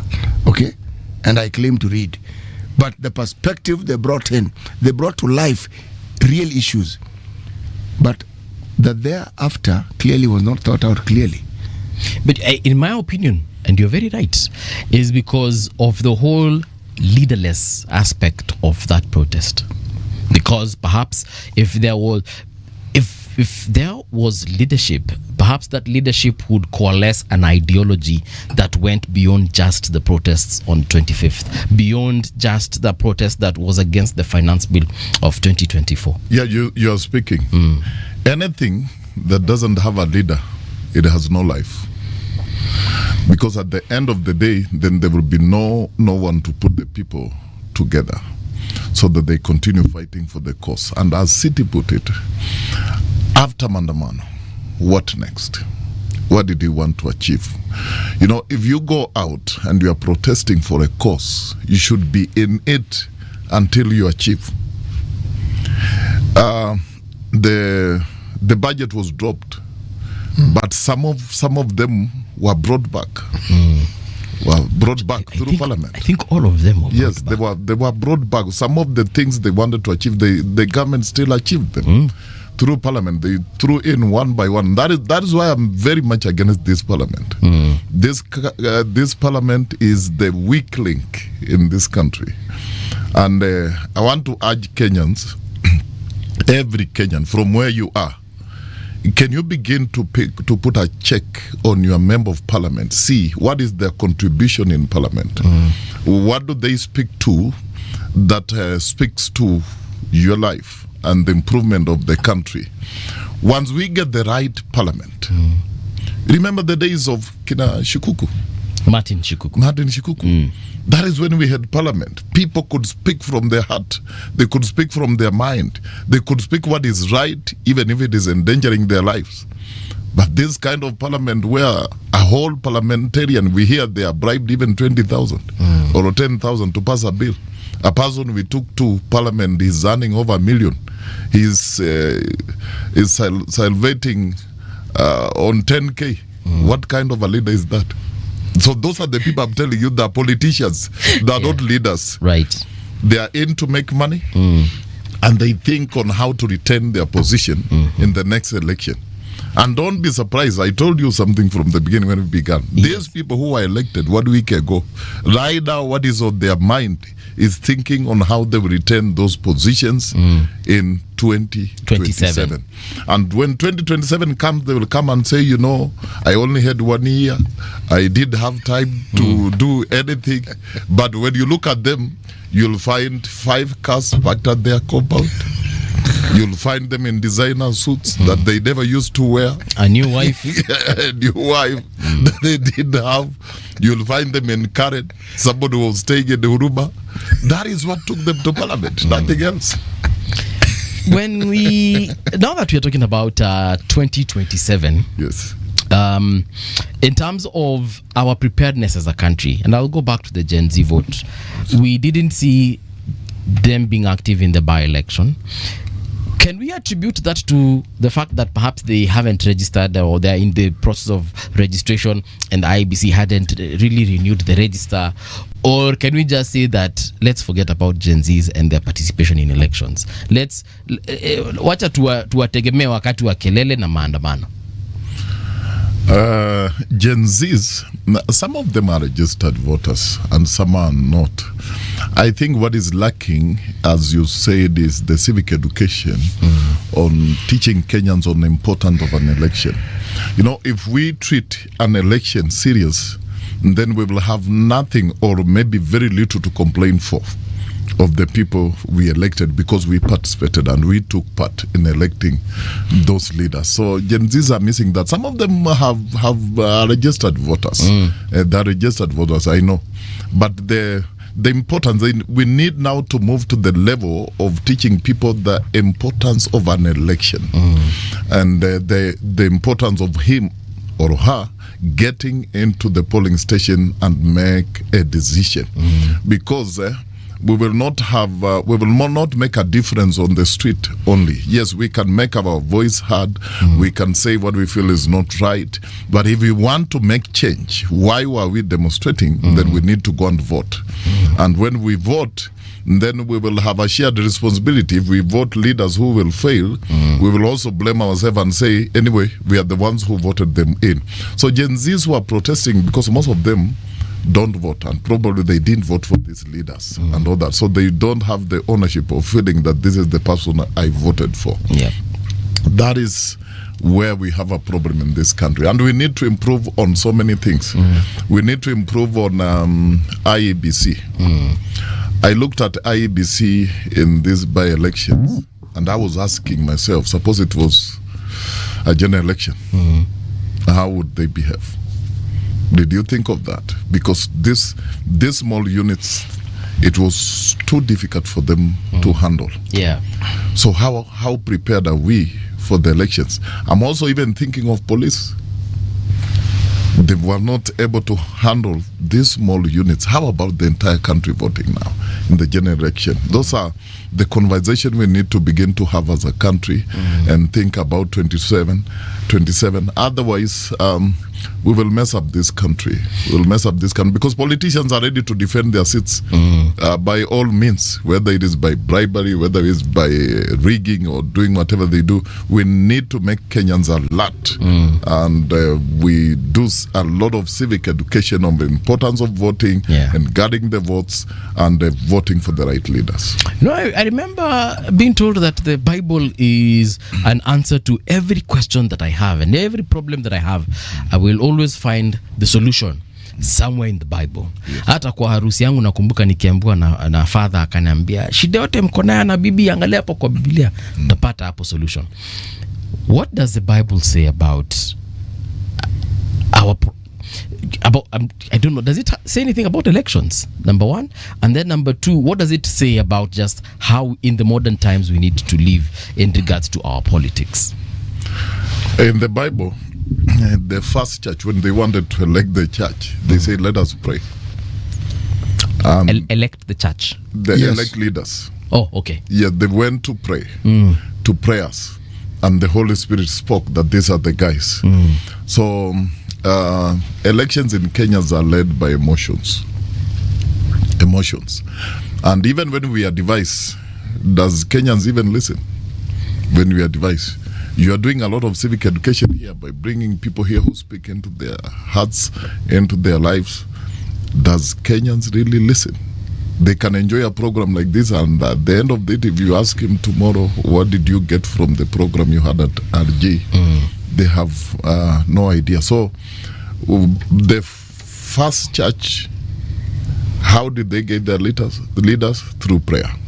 But unfortunately, again, the Bible says all leaders in position that put there by God.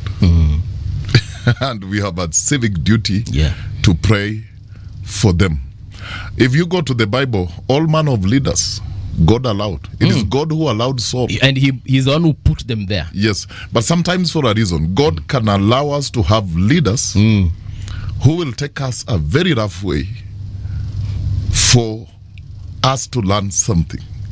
Like in the case of Saul. The Israelites cried for a king. We also want to have a king like others and all that. And God allowed them, and they had Saul. And things did not work well for them. And they raised their hands and told God, now we know the importance of your involvement in our life. Sorry, I'm cutting you. But what did Saul do for these people to go back to their knees and say, he was a rough leader. He deviated from the principles of God and all that, and people were suffering. He subjected people to sufferings and all that. So it pushed them to cry and tell God, now we know we were safe in your hands than doing it our way. And that is the time God gave them David. So maybe we need to go back on our knees and pray to God and tell him, God, don't take us the same route we took in the last election. In 2027, we want you to be involved and help us. Forgive me if I'm wrong, Bishop, but I remember the church really endorsed President Ruto. Yes. And you know, he had prayer sessions almost on a daily, and everywhere he went he found a church. Even amidst the campaign and the political shenanigans, he still found time to go and worship. And the church really overwhelmingly, you know, endorsed him. But now again, the same institution that said Jamaa Tosha is the same institution saying that perhaps there was a misunderstanding somewhere. Remember, I told you all leaders come from God. Yes. Either for a lesson or to lead his people. So in there, we have the leaders we have, from the president coming down to the MCS. Whether it was by divine choice from God or it was the will of man that God allowed, a submissive will, it is about God. So all leaders, whether they are good or bad, God allows for a reason. I will keep on telling you, for a reason. And we need to learn to take the lessons from the kind of leaders we have, so that we know how to speak to God in 2027. There's something else going by what you mentioned. Yeah. This same Bible says that God will not be mocked.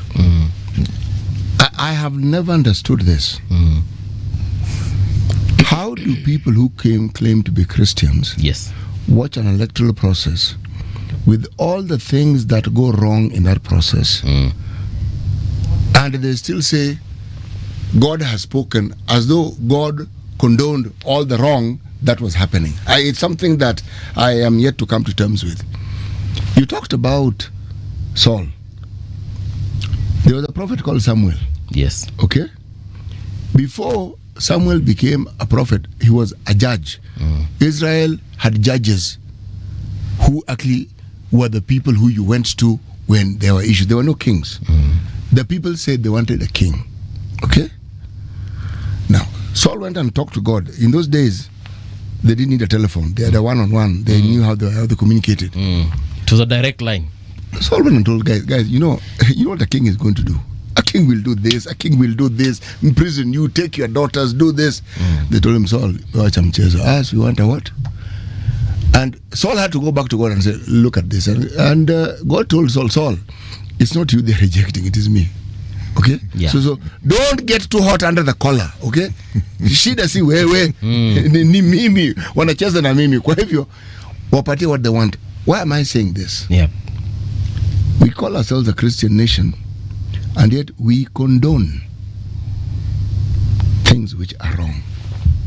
We allow it. You know, the proceeds that are ill-gotten, like this money politicians like giving people. Why do you think you hear me saying every day, forget this nonsense, people tell you take it. Don't take it. Oh, but we are poor. There is no money you'll be given which will last beyond a day.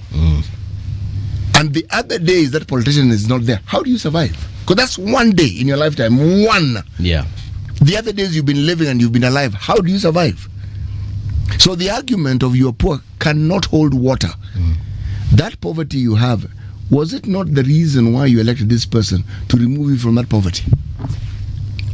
And what is it that they have done to actually get you away from this poverty that you say you have?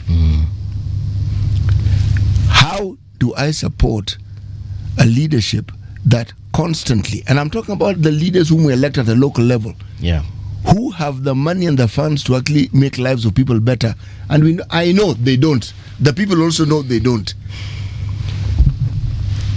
At some level, you're forced to say, we get the leaders we deserve. And even the suffering that comes upon us, we deserve it. You know why? We actually are in a position to do something about it.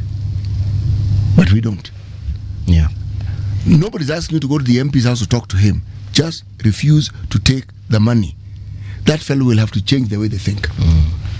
CT is talking about judges and prophets. And when you go to the book of Judges, chapter 6, and I think we have a problem there. Okay. There was a generation that did not see how God delivered the children of Israel from Egypt and from bondage, and what they went through, and what made God to come in for them. So when they got to the promised land, those things that God told them not to do, that is what they did. Hence why. God took them to houses they never built, land they never bought, food they never planted. But they reached there and they forgot God, and they began to worship pagan gods. What happened? God subjected them to serious trouble for 7 years, until they raised up their hands and they said, God, it is enough. And then God sent a prophet to raise Gideon to deliver them again for the second time. And the problem, CT, was that this generation was not there to see the suffering that the ancestors went through.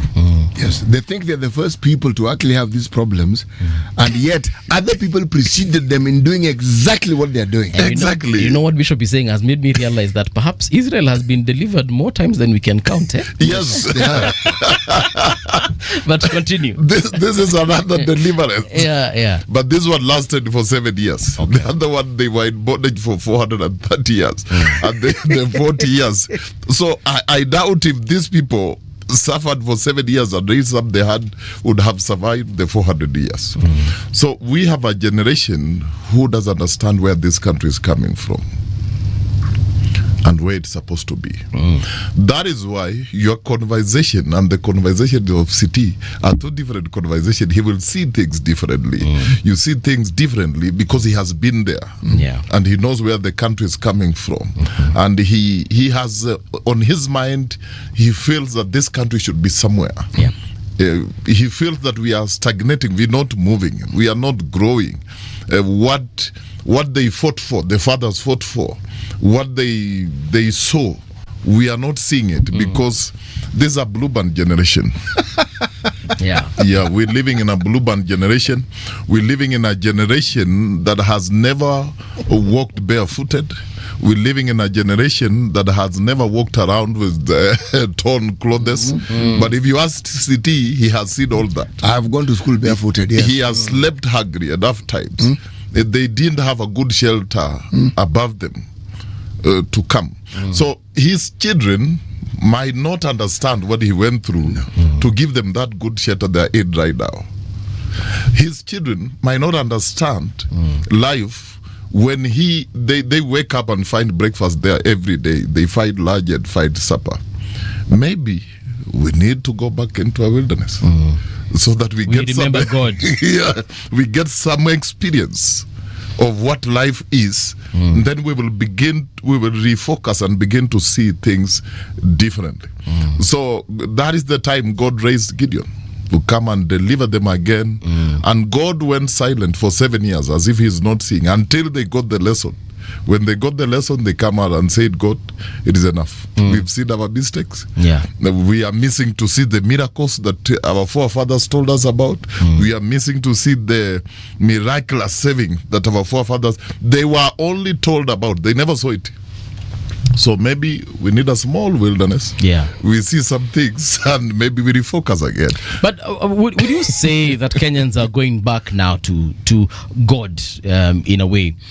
Because the kind of problems that they have faced, or rather we are now currently facing, are making us perhaps to realize that hapa hata hii maandamano haisaidii, kuna tu kitu moja ama mtu mmoja mwenye anaweza akatusaidia. I don't know, what do you think about that?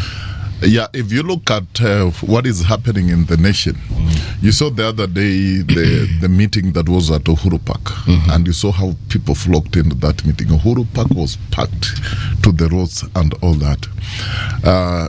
People are now turning to God. They're seriously turning to God. But the problem is, are they turning to God? Are they getting born again, or they're just running to God for safety and all that? But if we truly get born again and we give our lives to God, we will make a serious prayer in this nation, and God will hear. Because when we make a prayer, we will also follow it with our actions and do what is right. So I have a problem with this nation because maybe we don't understand exactly even why our fathers fought for independence. They were going through a similar thing that the Israelites were going through, and they needed a better Kenya. So are we in a better Kenya? Are we moving? It might be a different Kenya from then, but is it moving at the required speed? Another thing that is killing this nation, for me, it is corruption. We have enough money in this nation. Enough money. We have enough money in this nation. Now it is said that we are losing. I don't know if you've had a chance to look at the Star, but they're saying Kenya is losing 3 billion daily to corruption in state tenders, according to a new report. Exactly. Because you look at the roads right now. My car is the oldest. You see new cars all over. And some of these people, you don't even know where they're working. They're just there. But they are making money outside here. They just walk around, go and do a shoe shine. They go and take coffee there and all that. Read a newspaper. Yeah, read a newspaper. Just get a nice shirt on them and all that. Because all this money is found easily. Corruption is finishing this country. Politicians, I told you from the word go. Yes. The work is to make money for themselves and their families. So when you see them with a project, it is not about the project. It is about what they will make from that project. It might look very good when they say we will do roads, when they say we want to improve infrastructure in school. It is like, unfortunately, let me tell you this. It is about, you remember the Michuki rules? Yes, I remember them. And when we had the speed governors, the seat belts and all that, it is only that it worked, Maggie. The uniform for the makangas. Yes. He also said matatu zikuwe rangi moja, which has never happened. It is only that it worked, Maggie. Yeah. The safety belts and saved people on the roads and all that. But behind the project, it is how somebody will make money. You remember a seat belt was 3,000 shillings. Yes. How much is it today? I have absolutely no idea. And the source was what? You have to buy it from this source. Speed governor. The speed governors, you have to buy it from this source. I expect the safety belts to be 10,000 now. If it was 3,000 then I expect them to be 10,000 now. But today, you can almost get them for free. And not almost, because 300 shillings, 500 shillings. But then the source was one. You must get it from that source because it is the certified. It's the one that has the real one. It's not about real. And once the business is done, people are thinking about something else. Nowadays, matatus don't even have those seat belts. I can't remember the last time I saw. No, they do have them. It's just that they don't work. But they're there. Nobody enforces that law because they were serious. They were not serious anyway. It was about business. Yeah. and you know, and again we go back to this whole issue of corruption, whereby now we are being told that through tenders we are losing 3 billion. You would expect that ever since President Uhuru made that declaration of the loss of 2 billion a day, someone would decide to tighten those loopholes so that we can, at the very least, probably lose a few hundred millions. But that number has multiplied by literally 50%. So 50% from 200 to from 2 billion to 3 billion. That's an increase of 50%. President Moi said something when he was leaving government, and he said, I'm a driver and I'm driving a very big bus, and behind here I have some passengers that I'm carrying. If I don't focus on where I'm taking these people, they might not arrive. But then in this big bus, there are pickpockets there, there are thieves there. So how I leave the steering and get back to check on these people, the bus will crash. The bus will crash. I'm telling you, sometimes we see these politicians to be corrupt, but the technocrats, the people working in government inside there, they are the real thieves. They are the real thieves. You get what I'm saying? Yes.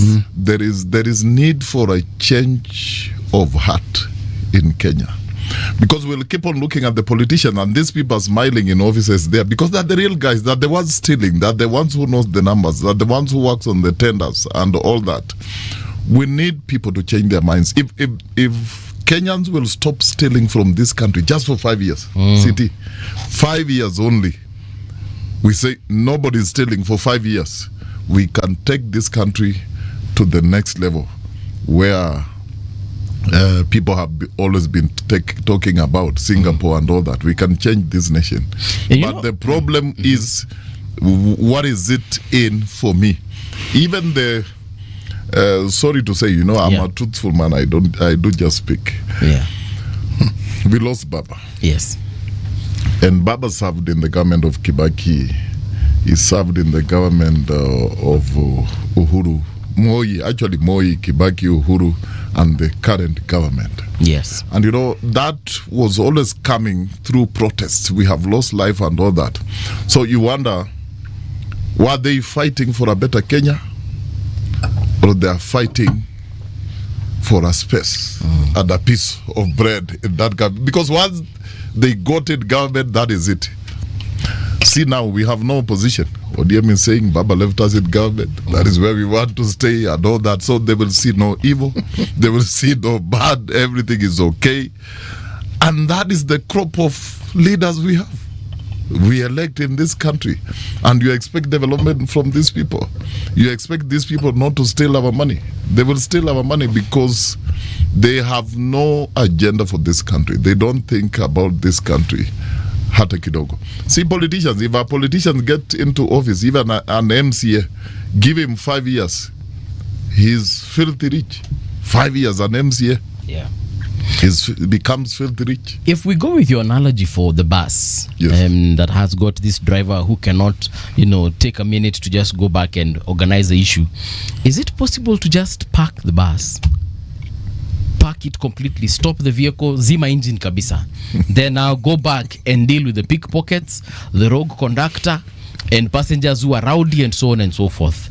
And in that case, what I'm trying to say is it possible for the president, our current president, Dr. William Ruto, to stop and, stop everything that he's doing and just say, I want to deal with Bishop Ndeda. He is the corrupt person. I want to deal with CT. He's a corrupt politician. Dani. I want to deal with movie. He's doing this and this and this and this.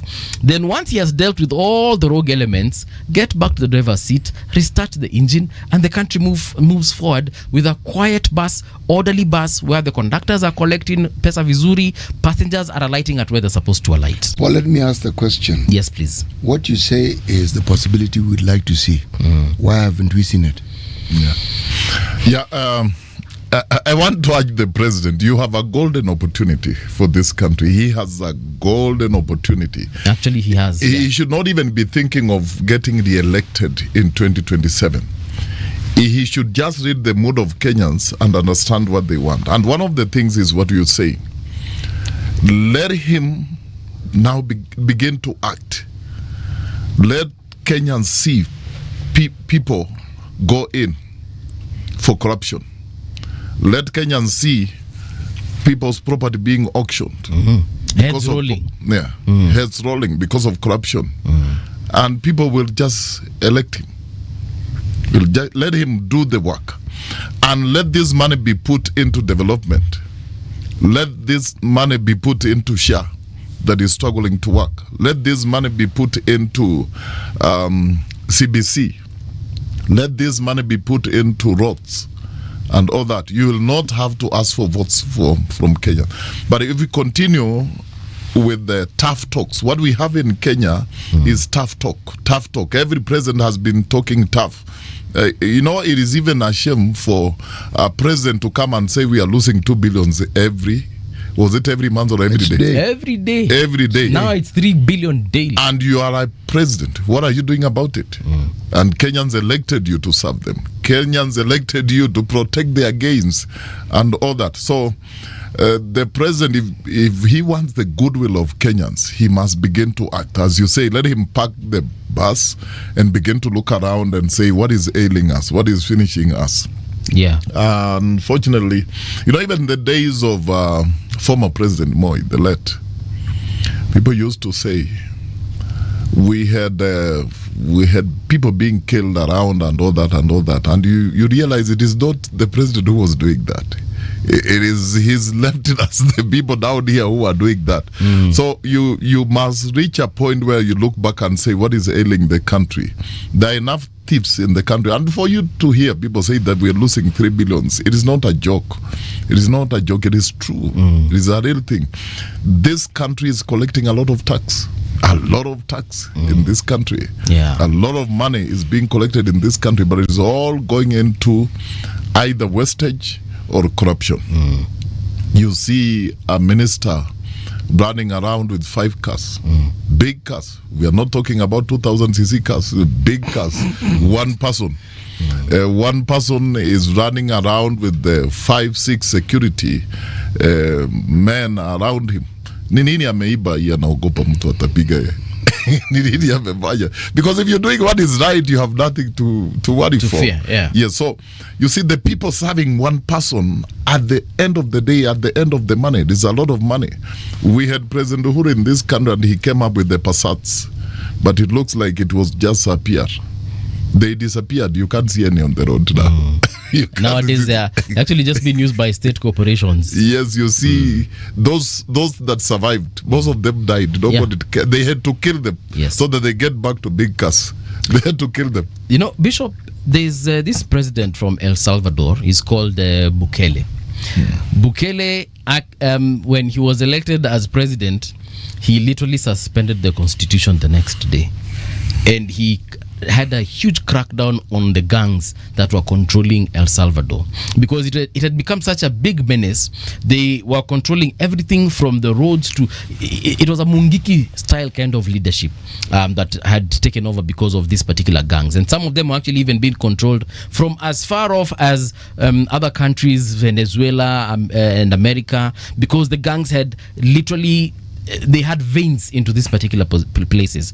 But when President Bukele took over, suspended the constitution and said, I am going to deal with these particular gangs. And today El Salvador it was literally the murder capital of the world, and right now it is one of the safest places to live in this particular world. The tourism has gone back to that particular country, and it is now flourishing because of the particular steps that he decided, hate me or love me, but this one inanta deal now. I don't know what it will take to have that kind of commitment in Africa, because we are seeing probably one or few presidents here and there trying to do that particular style of leadership. I don't know, but in my opinion and where I see it, I feel like perhaps Kenya needs that kind of thing, whereby the president just wakes up one day and we see 20 ministers in prison, PSs follow in, and several other directors, and I think people will toe the line. I don't know, maybe that's just wishful thinking. Yeah, in Kenya it will be a wishful thinking, as you put it, because in Kenya we are too careful that if I shoot movie, I shoot CT, I'm depending on this person for the next election and all that, and those are the calculations that goes around in politics and all that, and that is why it is very hard to serve. It is very hard to serve, but we need this country needs a very radical leader. Radical and very serious. Yes. Somebody who will say, I'm not looking beyond these 5 years. I was elected to serve. The president has said that, but we still need to see some action. He has said he was not elected to be re-elected in 2027. That is a good statement. But then use these 5 years. Come up with serious and radical changes. Eliminate this corruption thing. In fact, I believe that is what is ailing this country. Minus corruption, we will have meaningful development in this country and all that. We will not be looking for selling the corporates we have to get money, because we're selling our corporates to put money in individuals' pockets, yet there is enough money. Why can't we go for this money that is being wasted in corruption than dealing with corruption? The Kenya Pipeline Corporation. Kenya Pipeline Corporation.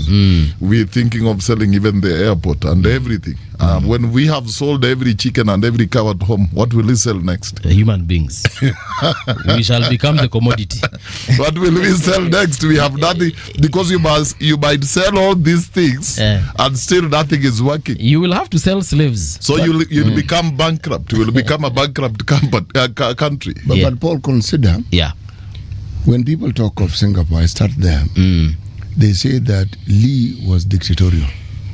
He did not suspend the constitution, but being in the opposition was difficult in that country. We look at Singapore, we admire it. Next door here, there's a guy called Kagame. Yes. Kagame is called by very many people a dictator, but look at what he has done for his country. Look at where the country was and look at where he has taken it. There was a Filipino president called Duterte. He also sought to follow that same path of dealing with the drug dealers. Right now, he's wanted by the ICC on charges of murder or mass killing. That is a difficult path. It is a good path, but That is a difficult path. The thing is this: good things are never easy. That's the whole point, because it goes the grain of what people would ordinarily want to do. Because the yardstick, unfortunately, is strict. So even as we speak, and the bishop was quite right, the president doesn't know everything that happens. There are things he knows when you know. He's as surprised as you are. I've asked here on many occasions, how does the president benefit when a young person is shot? How? You think he doesn't know it will work against him? He knows. He knows. So why would he do something that would work against him? And what was that person going to do that was going to cause him a problem? One person. What is it? The thing about people who we refer to as presidential handlers, they are handlers because many of them want to take control of that particular president and shield everybody away from it. So that what they say is what the president hears. 2025 last year was a good year for the president. It was a very good year, because that gave him an opportunity to actually look at his handlers and the people who had been advising him. Because I am certain that briefing that NIS gave, he got it. But I am also certain that there were people who told him, ini porojo, there's nothing. Until we all saw what happened. The consequence. Then he realized, wait a moment, you mean to tell me what these fellows have been telling me all along is actually true? See? That there had to be overwhelming evidence for him to understand that perhaps the people who are around him were not necessarily the ones who are always telling him the truth. The people around any leadership are not there because they love you. They are there because they stand to benefit from you. Sure. And the focus is that you should continuously be there so that they can continue benefiting. How do you think it is you hear of somebody who is a broker? Broker in the sense that you need to go through him. City, you're making a very powerful point. When we talk of the presidency, the president is not himself. And I will take you back to the second time Kibaki was elected back to office. Yes. And you saw what was happening around. And you could not see Kibaki anywhere. But you could see the Karuas, you could see the Murungarus, you could see... Those are the people who benefit from the presidency. And those are the people who will do the things that Siri is talking about, like right now. For example, how do you blame the president on what happened in Malava? The president was not there. But the people who benefits from the presidency, they were at work there. That the very people who were in Bere and all over and all that. Yes. So the kind of system we have in this country, I'm beginning to think we need to have a conversation in this country upon changing the constitution. Maybe that will save us a bit. So that we can have our president serve one term. So that he has nothing to lose in the next election. He'll be able to serve the people of Kenya.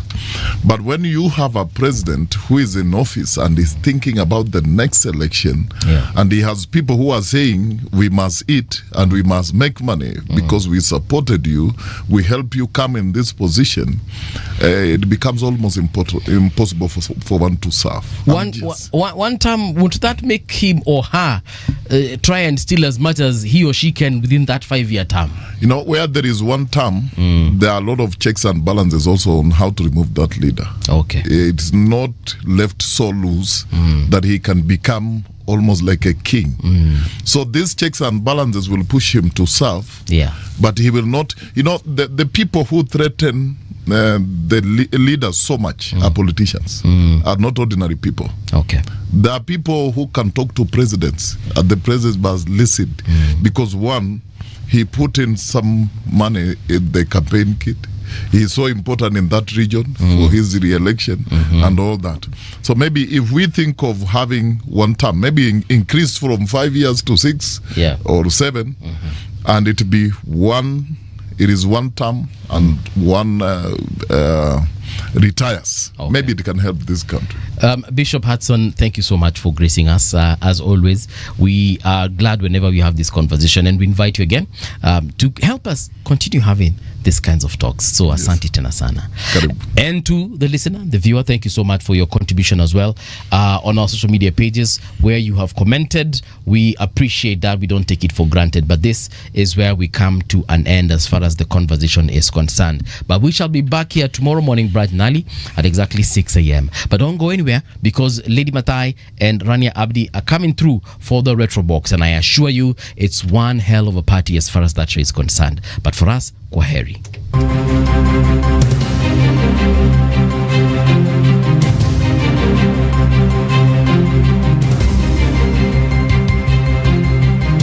This is the Radio Generation News. Good morning, I'm Winnie Maganga. At least 3 miners have died after a shaft collapse at a gold mining site in the Savannah area of Kakamega County. Police said the incident occurred on the evening of Saturday, December 6th in Wangoto village. It is the latest in a string of similar accidents reported at gold mining sites in recent months.